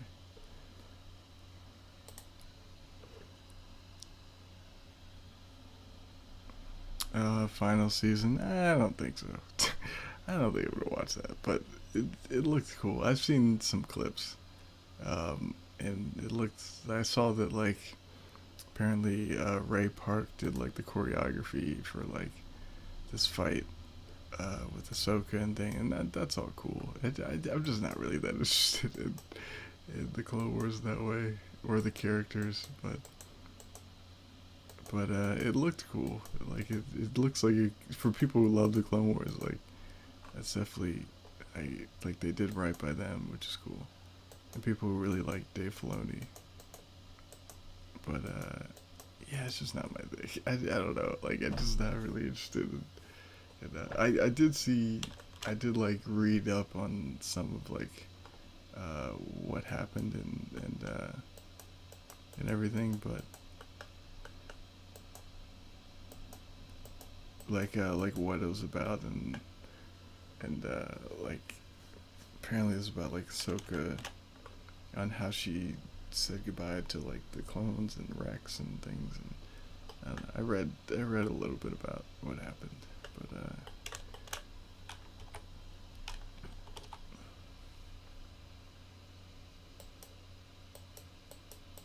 I started I downloaded some of it actually, or I was gonna watch it.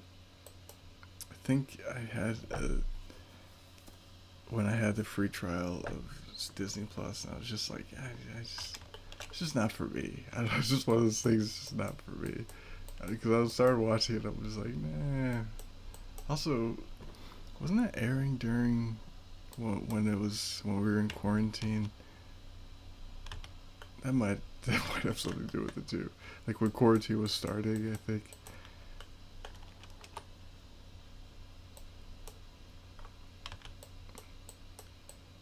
that didn't help for whatever reason. But yeah, it's just yeah. I don't know. I like the movies though. I think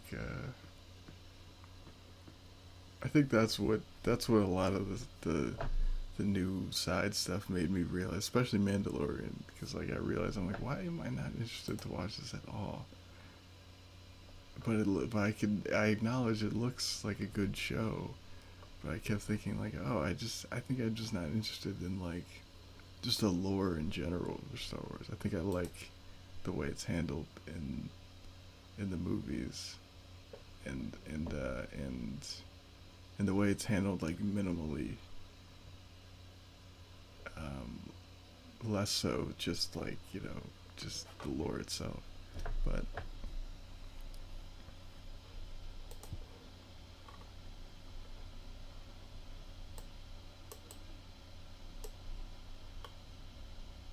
I don't know. One day maybe I'll check it out.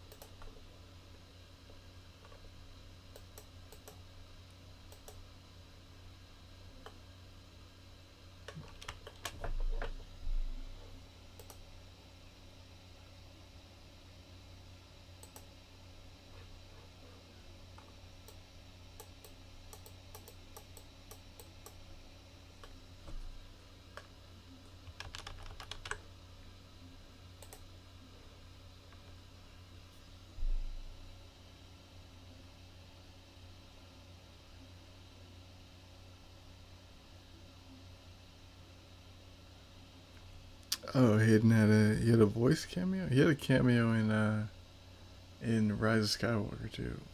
I mean, voice wise, that's not really spoiling anything. Uh, or maybe it is. Sorry, if it is, but the movie's been out for like 8 months or however long. But yeah, but there's just, yeah. That's all I'll say. I won't spoil anything anymore. But yeah, he had a voice cameo in that. Yeah, and I kept because of the nature of YouTube, they just kept sending me clips of like Clone Wars connection to Revenge of the Sith, the blah, blah, blah. They recreated scenes. And to me, not having looked at anything into Clone Wars, they sent me like a ton of things. So I didn't watch them, but like I saw a bunch of videos in my feed and how they must have connected, must have animated some scenes from Revenge of the Sith or something, which is cool.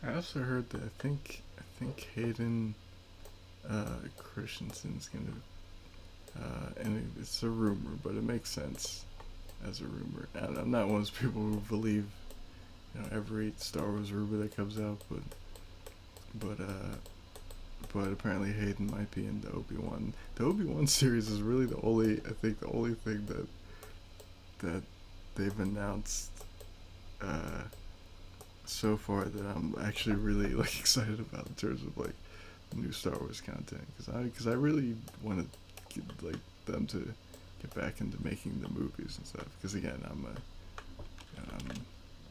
more of a fan of the movies than anything, and and but the Obi-Wan series though, I'm really interested. Just as like somebody who grew up with the prequels, to see Obi-Wan, to see you and back as Obi-Wan is something I really want to see.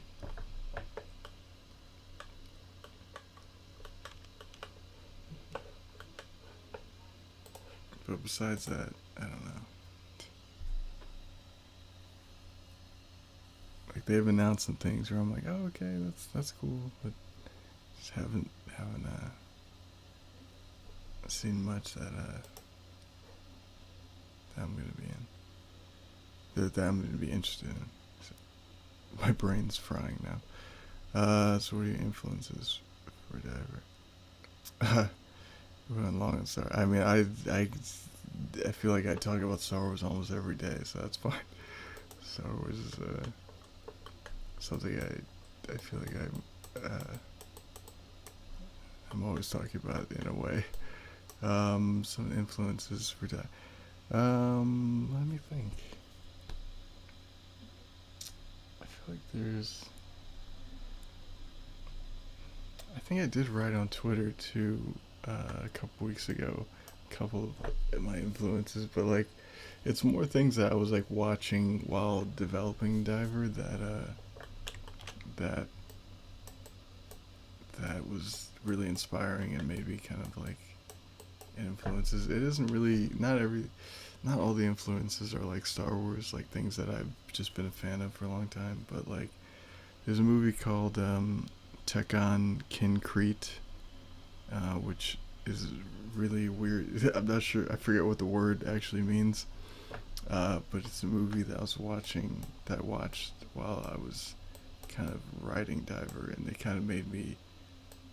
It kind of influenced the style a bit. In terms of not really like the storytelling in that or anything, but in terms of like the unique the animation and the facial expressions and things are so unique, and it kind of gave me like a fully coolly vibe where like there's just so much like creativity in almost everything, like the way the characters move and the way they their facial expressions, everything, and it kind of it's one of those movies that make you feel lazy, and I think I needed one of those while I was making it to go like, oh shit, well like this really has to be, I gotta really work hard, like this is like there's movies like this out there, and so I think that influenced just my work ethic. I think on the show, but also I think I don't know, just the fact that like it felt like felt like everything had a uniqueness to it in terms of like the animation and the and it blended with the story really well too. It's something that Fully Cooley I think did really well too. Um, and that alone kind of was an inspiration. Nothing like specific about it, because even the more I think about it, I don't even remember much of like the story. I mean, it didn't really have much. It didn't really have. The story was pretty simplistic, but I don't really get really influences story wise. I get more stuff because like I the story is something I feel like I'm always writing, and I'm always just writing things that influence me. But in terms of like animation and style, I feel like I get those are mostly where my influences come from, and so it's Tekka. I'll type it in the chat because there's no way. There's no way I'm gonna. There's no way you're gonna know how to how to uh, how to search that if for anyone who wants to know. So I'll type it in the chat. Um, oh yeah, Cass Ahsoka. I mean that's cool, but like not not really interested in the show or Ahsoka, but I like Rosario Dawson.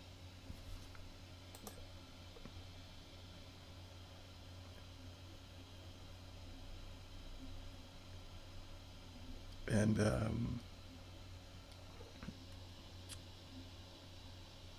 yeah, I figured I figured me saying it is not gonna this is useless because it's a made up word. Um, oh hey, the scientist, tech, yeah, love tech. Yeah, it became one of my favorite movies. Weirdly, it were one of the movie I felt like, oh, this is like one of the best movies that made me see it.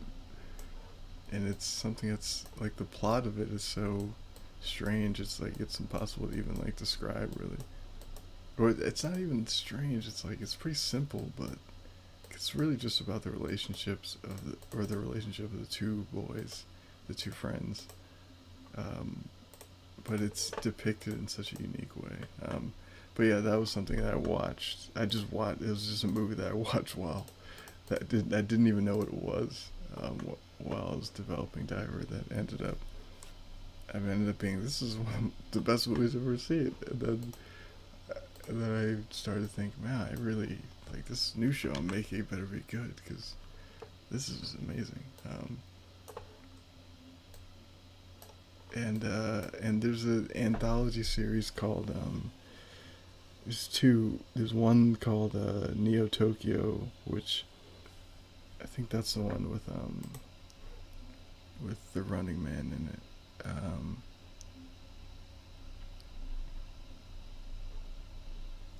Let me see. Is it Neo Tokyo?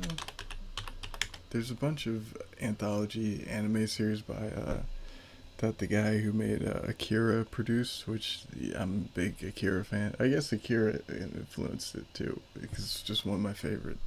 It's been one of my favorite movies for a really long time. Um, but and I did. I remember when I was in art school. I did like a presentation on Otomo Katsuhiro, who directed and wrote Akira. But he produced like a bunch of anthologies, and he directed for a bunch of anime anthologies. One of them's called Neo Tokyo. I'm looking to see if this is the one. I watched like Neo Tokyo, Memories of Rain, and I think the other one was Robot Carnival. And I remember watching those. Yeah, yeah, okay. So yeah, it was Neo Tokyo. There's a segment in it. It's an anthology movie, so it's just a series of like shorts.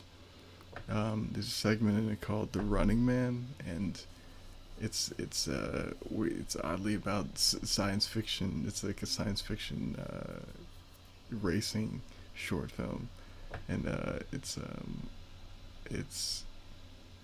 it's really unique. Actually, the imagery in it kind of slightly inspired episode 2 of Diver, and sort of the motif or whatever that influenced Zeke's storyline in general. I kind of thought of like the imagery of it first, and then I kind of worked backwards. But it's about like a guy who has like these like what's it called, telekinetic kind of powers, and and he basically I don't want to say what happens, but yeah, it's called The Running Man. And I actually put a reference to The Running Man in the first episode of Diver, where Flo orders the drink at the bar. She says like, "Can I have a running man with no legs?" That's a reference to it. Um,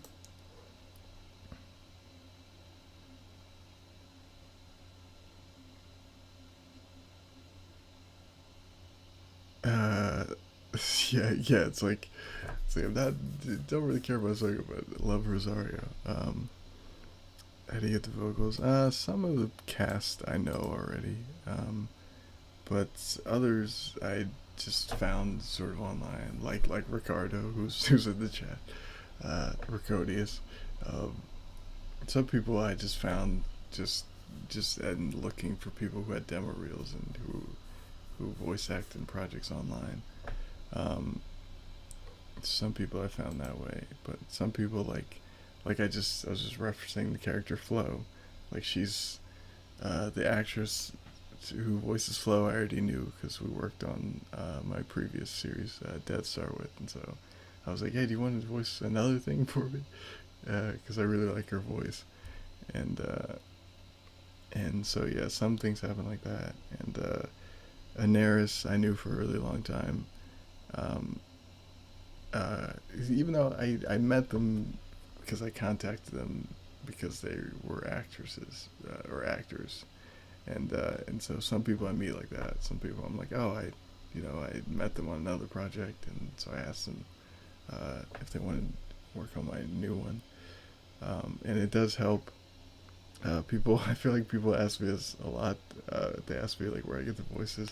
It does help. I will say that I had previous work to show, so I could be like, hey, like I do this, here's some finished work that I did. Like I had my other series, Dead Star, and so probably much harder if you're just starting a thing and you don't have anything to show, um, and you go asking, emailing people. It's probably much harder that way because I've been very lucky that almost like everyone I contact either uh, at least responds. Like even if they say no, they at least go like, "Oh, this looks cool," but no thanks or whatever. But like they at least respond because they see that I had finished work or whatever. Um, Kira is insane. Yeah. I think Neo Tokyo. What was it? Why is it called that? Because yeah, obviously Neo Tokyo is the setting in Akira. I forget why it was called that. Because he didn't. Because I saw you mentioned that yeah, Tetsuo has telekinetic powers, but he didn't direct that one. Tomo, the guy who wrote and did Akira, he didn't direct the Running Man one. Um, like I think that was another director, but he did another one called Construction Cancellation Order, which is actually he did the last one. If you guys check out the movie Neo Tokyo, he did the last one, which actually was an influence too. Just in the like sometimes I just look at certain movies or art or something and just see that the level of detail is really draws you in, and that movie was kind of like that for me. Um, where I feel like, oh, okay, like detail is super important. uh, and sometimes films and art kind of make me realize that. Um,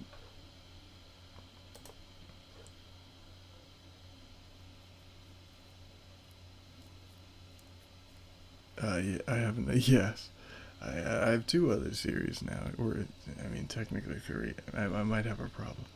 Um, but I had a series I worked on for a really long time called Dead Star, which I guess if you just type in Dead Star animated series, Dead Star is one word, and if you just type that on YouTube, it'll probably come up. And I just started another fantasy series, which I hope to use this character I'm working on now into, called Guardian Instance, and you can find that by um, by going to my Twitter. Actually, maybe I'll just post my Twitter in the chat because I always say like, oh yeah, go to my Twitter or Facebook, and I'm like, yeah, like, well, I just it's like I always think maybe I should just share it instead of just telling people to go there. Because who remembers things like that? Whenever anyone tells me, oh yeah, after this, could be anything. If anyone tells me after this, go to a website or go whatever, I typically forget. So I'll just share my Twitter in the account in the chat.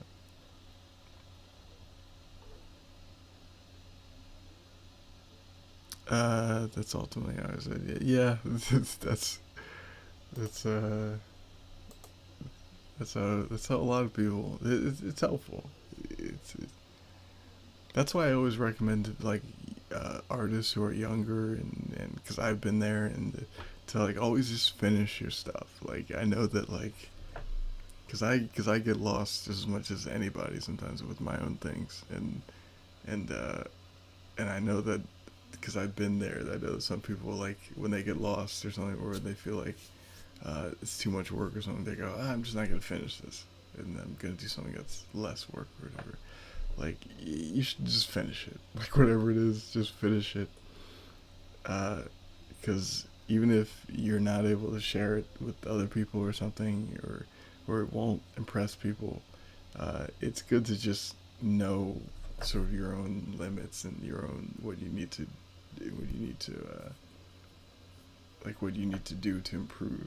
Like, because for me, when I think about Dead Star and everything, I feel like I learned so much just by uh, just by making something that I felt like, oh, that wasn't my best, or that was my best and it wasn't good enough, and so I need to get better now, and or like that was really hard and I got lazy and certain shots and things suffered because I got lazy and because of all the work and so I learned sort of that about myself where I'm like, oh, like this is how I actually am during a production or something versus like how everyone kind of just assumes that they're gonna work, so diligently and be focused and I'm gonna work all night, every night, 8 hours or whatever.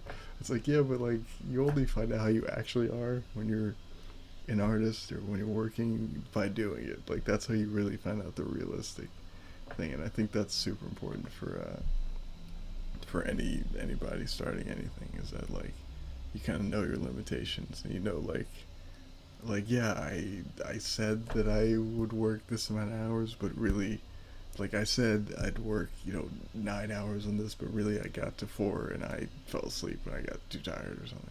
It's like, so for future reference, from when you're working later, it's like, oh, I got tired around this time last time, and so now maybe I should just go to bed now, or maybe I should just go through it.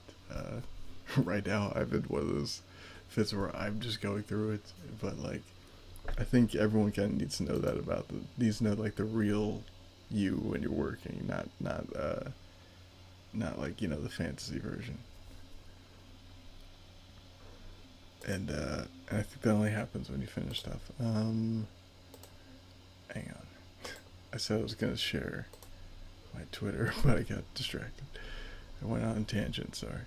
Um, but yeah, I started a new series called Guardian Instance, and I started that a couple weeks ago, and I'm gonna be doing it while I'm doing Diver. Um, so yeah, hang on, I'll share that. Well, I tweeted about it on my Twitter recently, so and if for any updates for anything, you could follow my Twitter.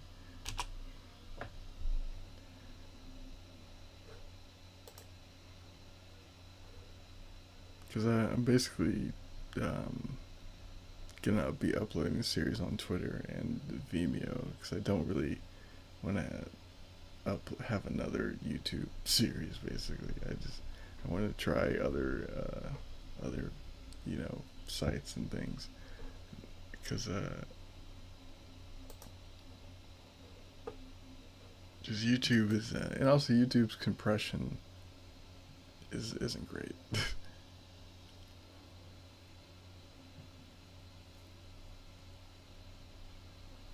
Oh, you're going. Oh, yeah, you should go to bed actually. But thanks for chatting and everything. But really, everyone watching this, if you're up too late, I totally understand if you go to bed early. But I appreciate you watching still. So I can't believe I missed scene with Giant Advisors. Me too. I feel the same way. He was in my previous. He was in my other series, Dead Star. That's kind of how I met him. Where we met him online, and my character was to see with him, and I felt the same way. I was like, because I'm as much as I'm a fan of Akira, I know it from the English dub of it, and he played Kaneda, and Bleach fan is it's a whole thing. But yeah, he's one of those people. I'm very very glad that he agreed. Oh, his favorite ranger is. Yeah, I did. I was one of those people who saw that Power Ranger movie in theaters. Actually, that's how old I am.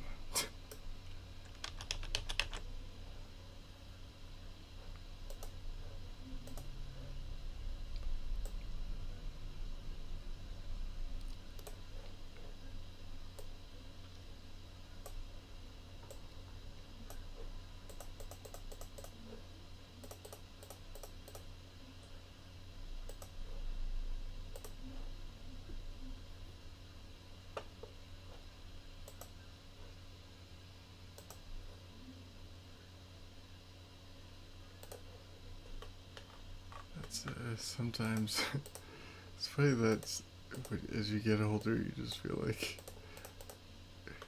when you remember those like you use those kind of memories as like a it's like a guidepost to how old you are. You're like, oh yeah, like I saw that in theaters. Oh my god, I saw that in theaters. I'm so old. But yeah, yeah, he was kind of yeah. All right, good night, Ricardo. I appreciate you. I'm not sure what the time zone is where you are, but appreciate you. If it's late there, I appreciate you staying up late.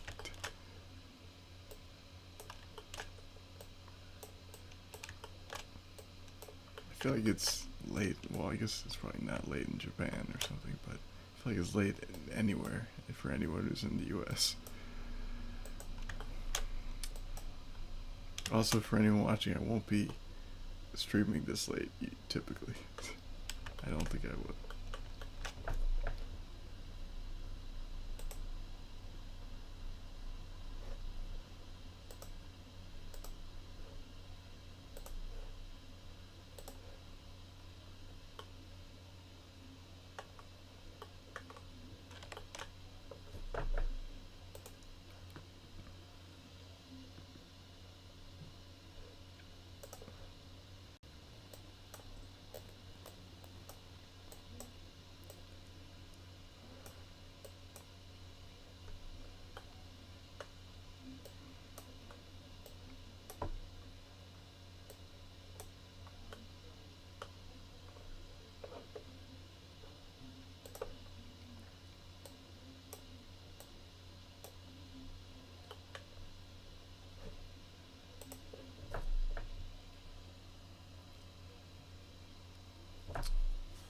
Only 8 o'clock here in Australia. Okay.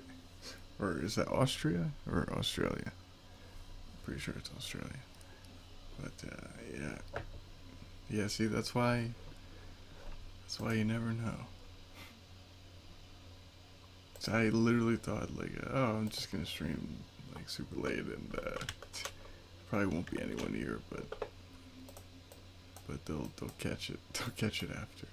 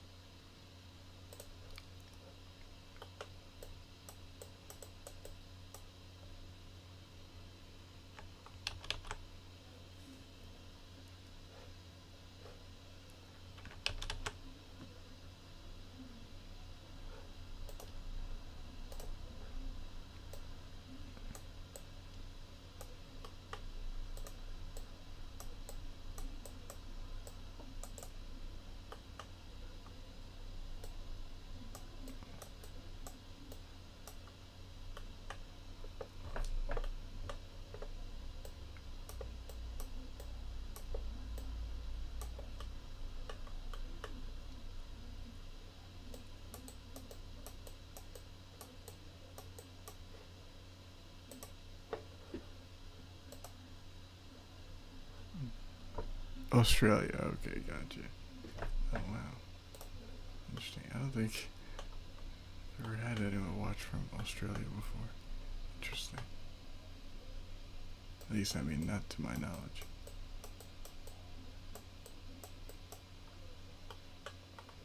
Is Australia still in? I think I heard somewhere that they're not in quarantine anymore. Are you guys still, or were you guys? Or I think I heard that you guys were not in quarantine, or it wasn't that bad there that you needed to be in quarantine yet, or something like that. In which case, you're very lucky, because right now it's not great here. I'll just say that much. It is not great. Not going great.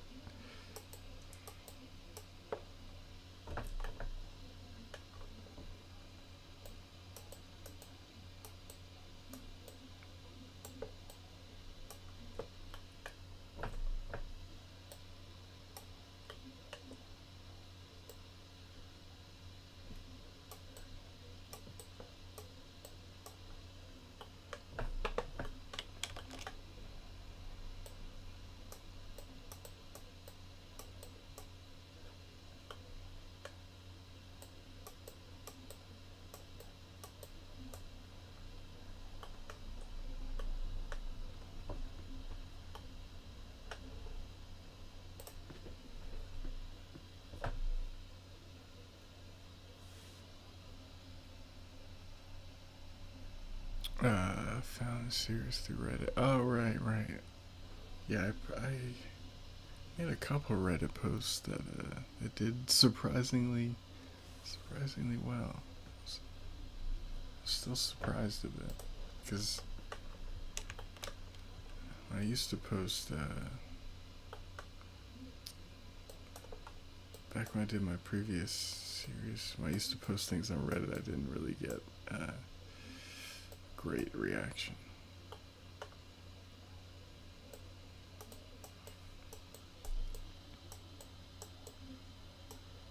this series has been really interesting because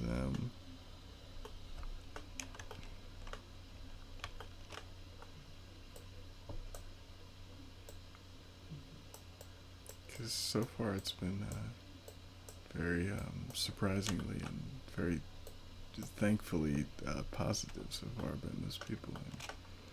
And I remember, and a lot of people I think don't realize that like I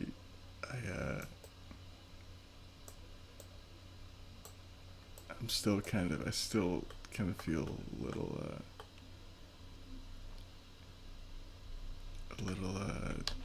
shell shocked a bit from posting my old work on like on forums and just having people just really be mean and not like it.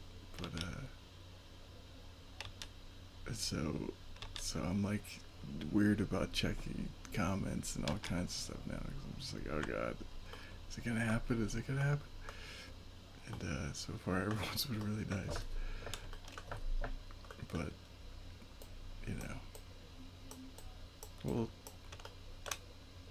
then again, I haven't read comments from everywhere I posted it, so who knows? But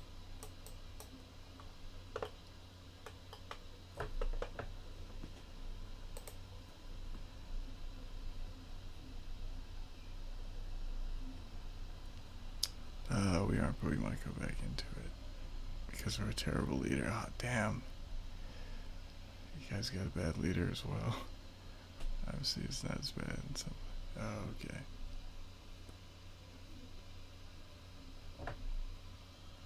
Right. Okay. Yeah. Okay. So I did hear that Australia, like they were in it, and then they left. They got out of quarantine. I think it's the same thing happened to Japan, which is kind of want to just go there. Now they're taking forever to make decisions. I mean, there could. Oh man, it's been a second wave. Damn. Some place on the web. Yeah. Yeah, that's true. Reddit is still not great. Almost all the places where I posted on Reddit, like at first it did pretty well, which was really cool. But then it's almost like a wave. It was a wave of people seeing that it was doing well, and so a lot of people just came in to kind of say not so nice things. And people like looked at my profile and saw that like I posted the series and other places too, and they were like, he's after karma, like he's just trying to get karma. I'm like, I didn't even know people were gonna like it. Like I just shared it. How would I have known that it would get karma? Like I'm just that arrogant that I'm like, oh, if I post it here, I'll get a lot of likes. Like it's like I posted a lot of places, and but like people just see people they want to anything that is getting positive attention. It's almost like there's certain people who just want to find something negative.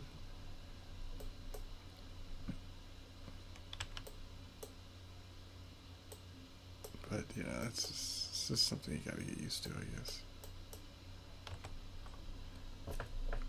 And it's also weird because I'm not on Reddit, so it was just weird.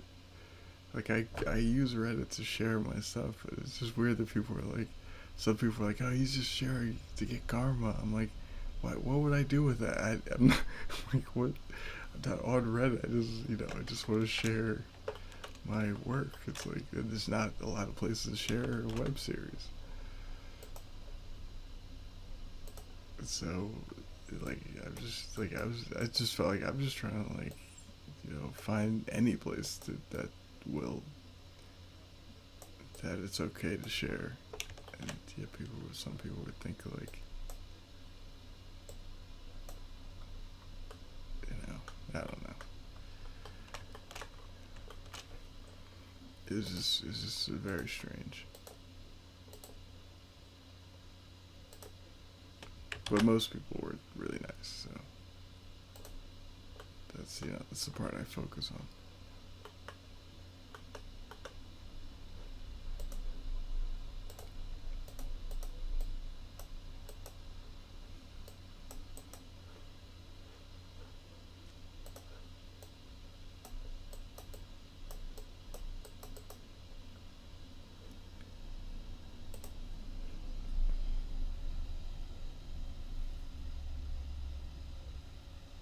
Yeah, I heard about New Zealand. Yeah, yeah, it's pretty. Yeah, I don't see what's wrong with.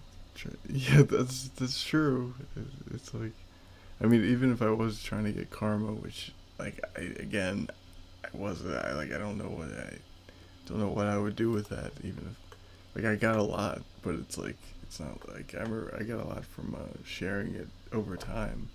Get to punch different places because I was lucky basically, but at the same time, it's like didn't do that much for my series, which is what I wanted. I mean, it did a lot. I got a good amount of subscribers, but like, yeah, it's just funny that people were like, "Oh, he just wants that," or it's like I have a lot of karma now, and it didn't it's didn't do that much, and so it's like, what? It's just weird, you know.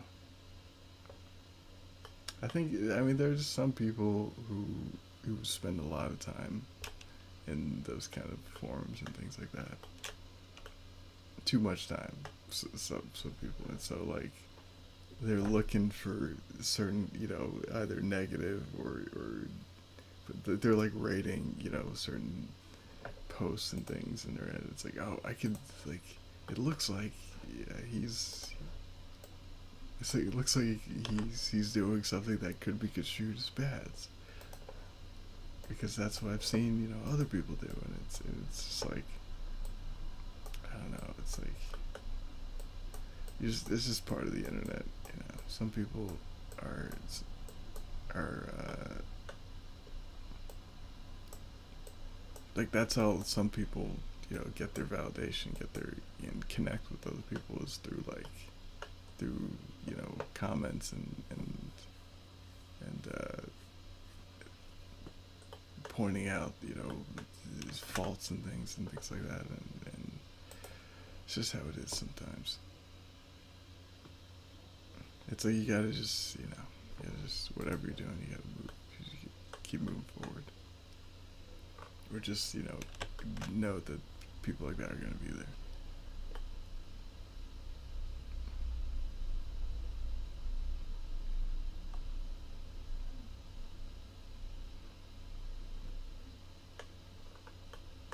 At least that's what I tell myself. That's what I try.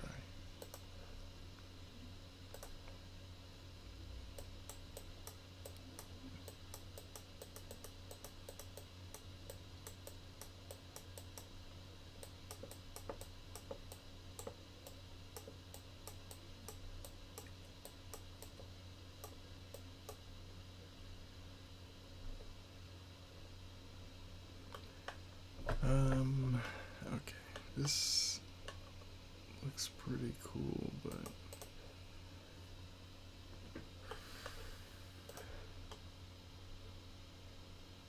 still needs some work.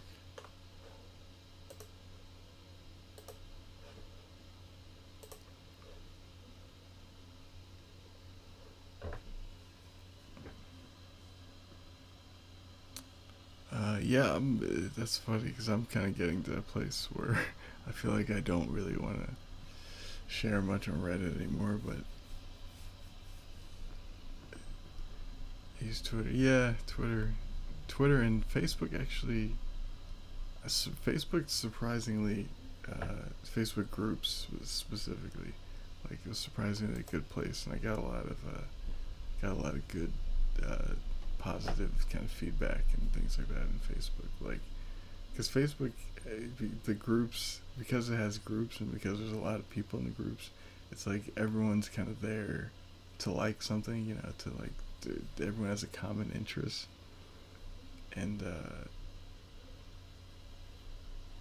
yeah, it's like because I don't think Reddit really. I don't know. Reddit's a little different.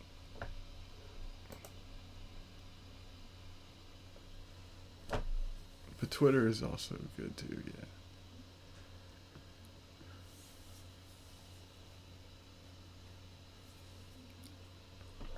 Social media though in general it's just kind of tough now, as opposed to the way it was, because like it's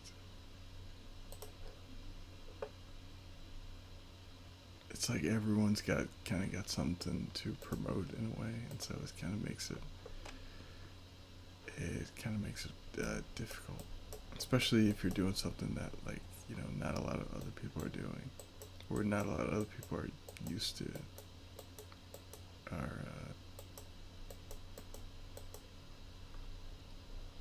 are used to like you know consuming or watching, kind of like a web series or something. It's like it's a little difficult, but it's a fun challenge. But still, it's like sometimes it's like, man, it's like this is difficult.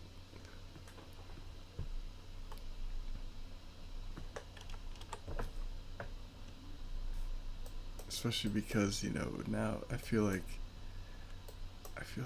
the social media was so much, or especially YouTube was so much different when I first started. It felt like if you could kind of make you can make anything and people might find it. Whereas now the internet's so big, and like YouTube is so big that like that nobody like there's just a chance that like you could post the greatest thing ever, but if you don't use hashtags or you don't like have a good thumbnail or whatever, nobody will ever find it, and it's like it's tough. It's interesting, but still there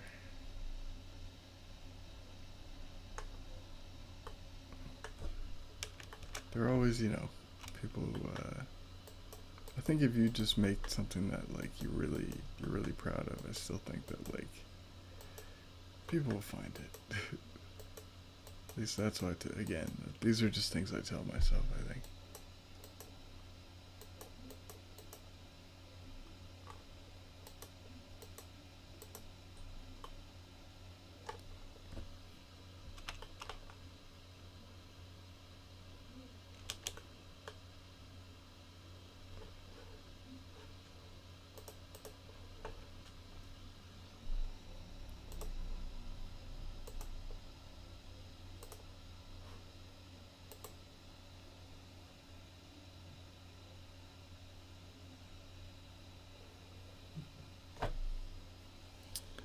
Twitter has worked really. Oh, nice. Cause support for musicians. Yeah, I get a lot of I've got a lot of that too. I mean, not from musicians, but from other people doing the same thing I'm doing.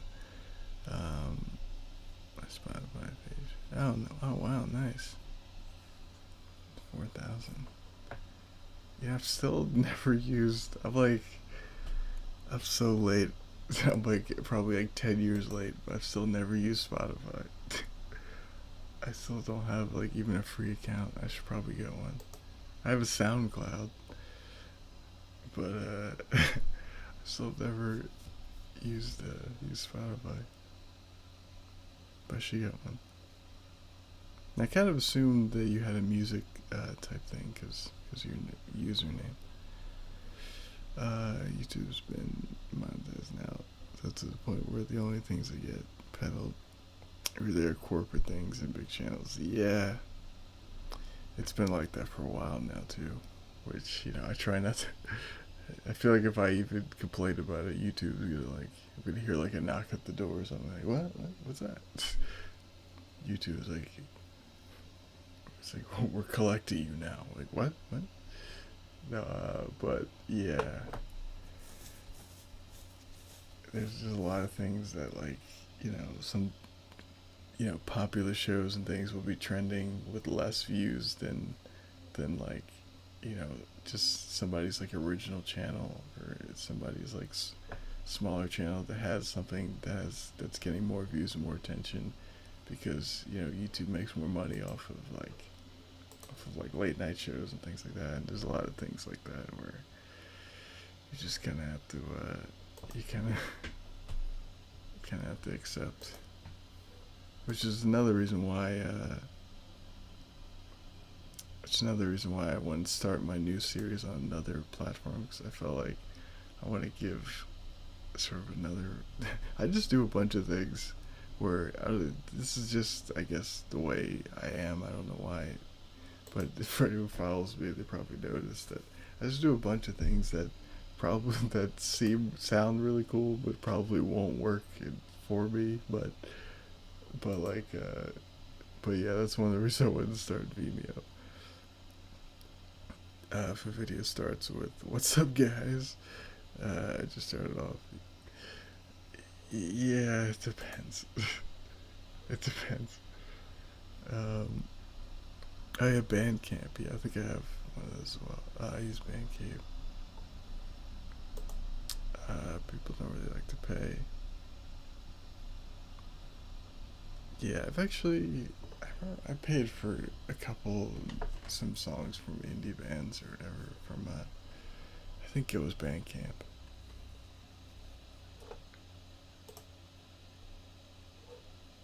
But they were like bands that got referred to me. Plus, I'm always looking at like indie music because I've been making indie shows, so I always look for music that I can use and things like that. And so I'm like kind of in the minority.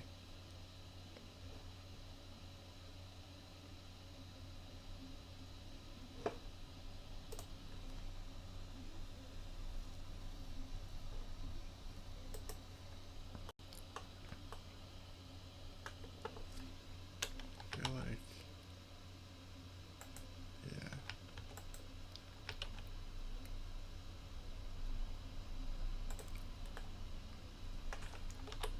this head needs to be wider.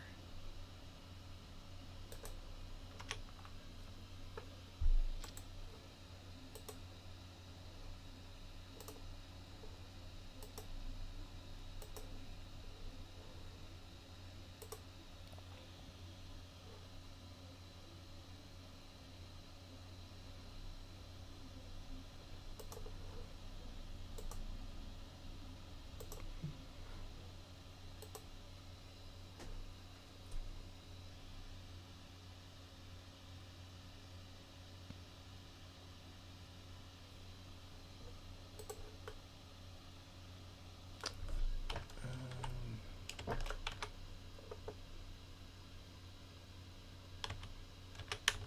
let's pull this out. Pull the chin out. And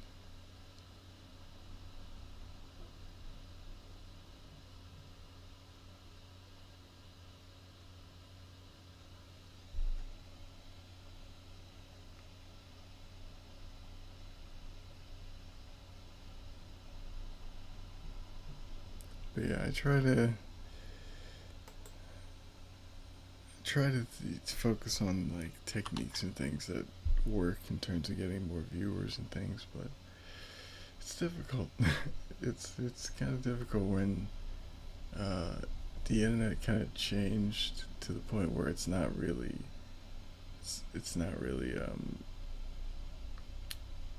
like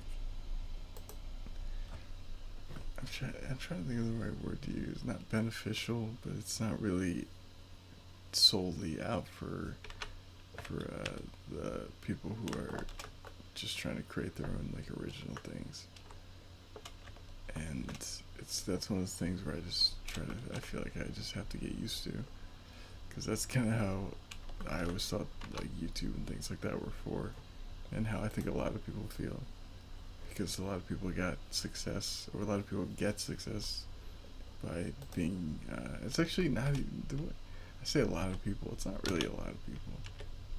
Um, like there aren't that many famous or successful like vloggers or like or Twitch streamers and things like that. I feel like because there are like a handful of them that people kind of feel like, oh well, anyone can do it. Um, and I feel like I'm feeling more. It's like it's not really the case, but I don't know. I don't really know.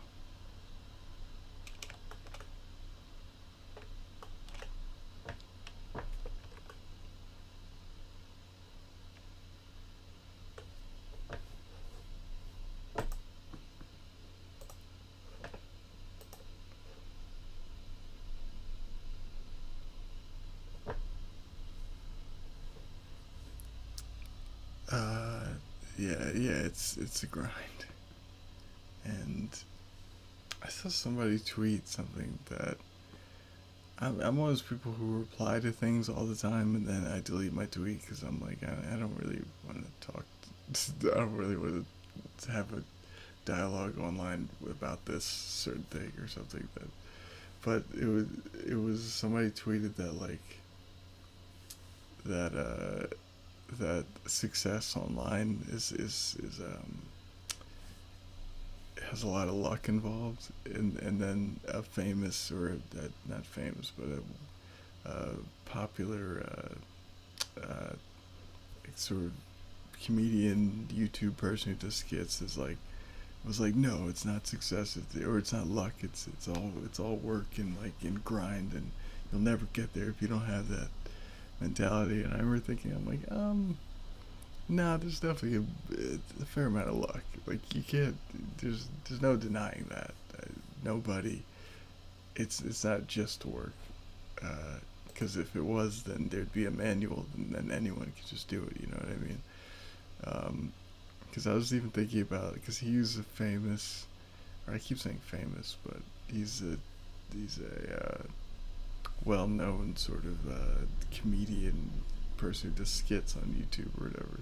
And we're thinking, I'm like someone can do the same exact thing he's doing, but if it's not funny or if it doesn't reach enough people, then no one's ever gonna find it. Like that's just true. That's how it works. It's like, especially comedy, it's like it's abstract. It's like you can't, nobody can work hard enough to ever be funny. It's like if you don't have if you don't have that sensibility, then you could work for 20 years and never make a funny skit or something.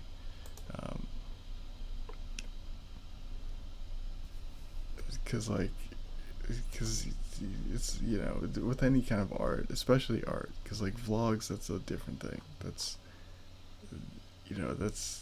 there is, I feel like anyone, well, I don't know, but I do feel like there are certain factors that anyone can kind of do to at least get some attention as a vlogger. But like with something that's like artistic or something like comedy or something like that, there's an abstract element there. There's an element where like something that you just can't control, that will gravitate toward people, and that's, yeah, that's something that I feel like gets overlooked in our sort of grind culture where everyone's kind of grinding to do their own thing. It's like it happens all the time with movies and things where a movie could be a great movie and it could be have tons of great reviews and have movie stars, and it could flop. It could just, people are just like, I'm just not that interested in that. Um, it's like, yeah, they worked hard, but still, it's like it's you can never, nobody really knows or can predict success in that kind of way. Um, Luck and timing of certain opportunities, but if you don't have skill, yeah, that's true too. I mean, it's like someone used to say like you have to, yeah, you have to have the skill and the practice and everything to like luck will get you in the door, but like it's like you and your skill and things like that will get you will get you, into other rooms, and to get past that initial open of door. And that to me is kind of what I believe. It's like yeah, you do have to you do have to work hard, but also you're also kind of working hard for, sometimes you're working hard for the chance that you'll get into a door or something, or you'll get a certain amount of luck. And sometimes you're working for that, which is, it's it's debatable whether that's a good or a bad thing, but that's the way it is.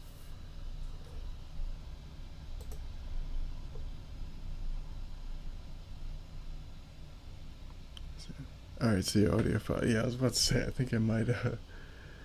Um, let's see. What else do we have to? So I think I might call it soon.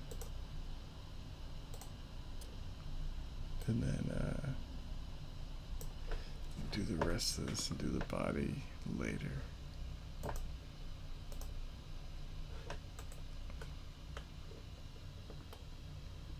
So I think this is at least a good start.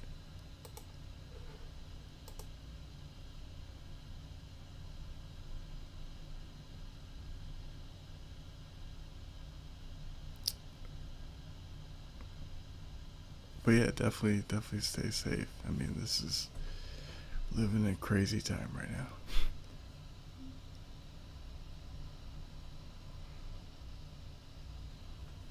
This is one of those years that, like, hopefully, eventually, these people, we get some kind of. I was joking. Somebody a couple weeks ago or something. I was like, we better, you know, get, just all level up as a species after this year. Like, we should get wings or some kind of like flight ability, or at least some like base level version of that. It's just to make up for what all the nonsense that happened this year. Not even just the virus, but like so many like prominent people just passing away. It's like, man, it's like we already have the virus. Like, what? I don't know. Maybe we're just in the darkest timeline. I don't know.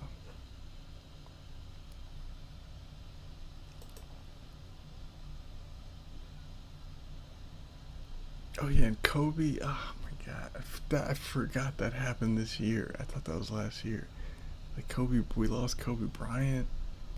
Like I'm not even a big basketball guy, but like I grew up with Kobe Bryant. This is one of those things that I'm like, man, like what? Just leave us alone. It's like just want to go up to this year and be like, mind your business. Like what do you want with us? We're already living a crazy time. All right. Now I'm just ranting. Um, I think that's gonna do it for the stream. I think I need to get something to eat and then probably take a nap at least. I was trying to work through uh, longer than I typically do, but now I'm starting to think I should probably actually get some sleep and get something to eat. But I appreciate everybody for stopping by and talking Star Wars and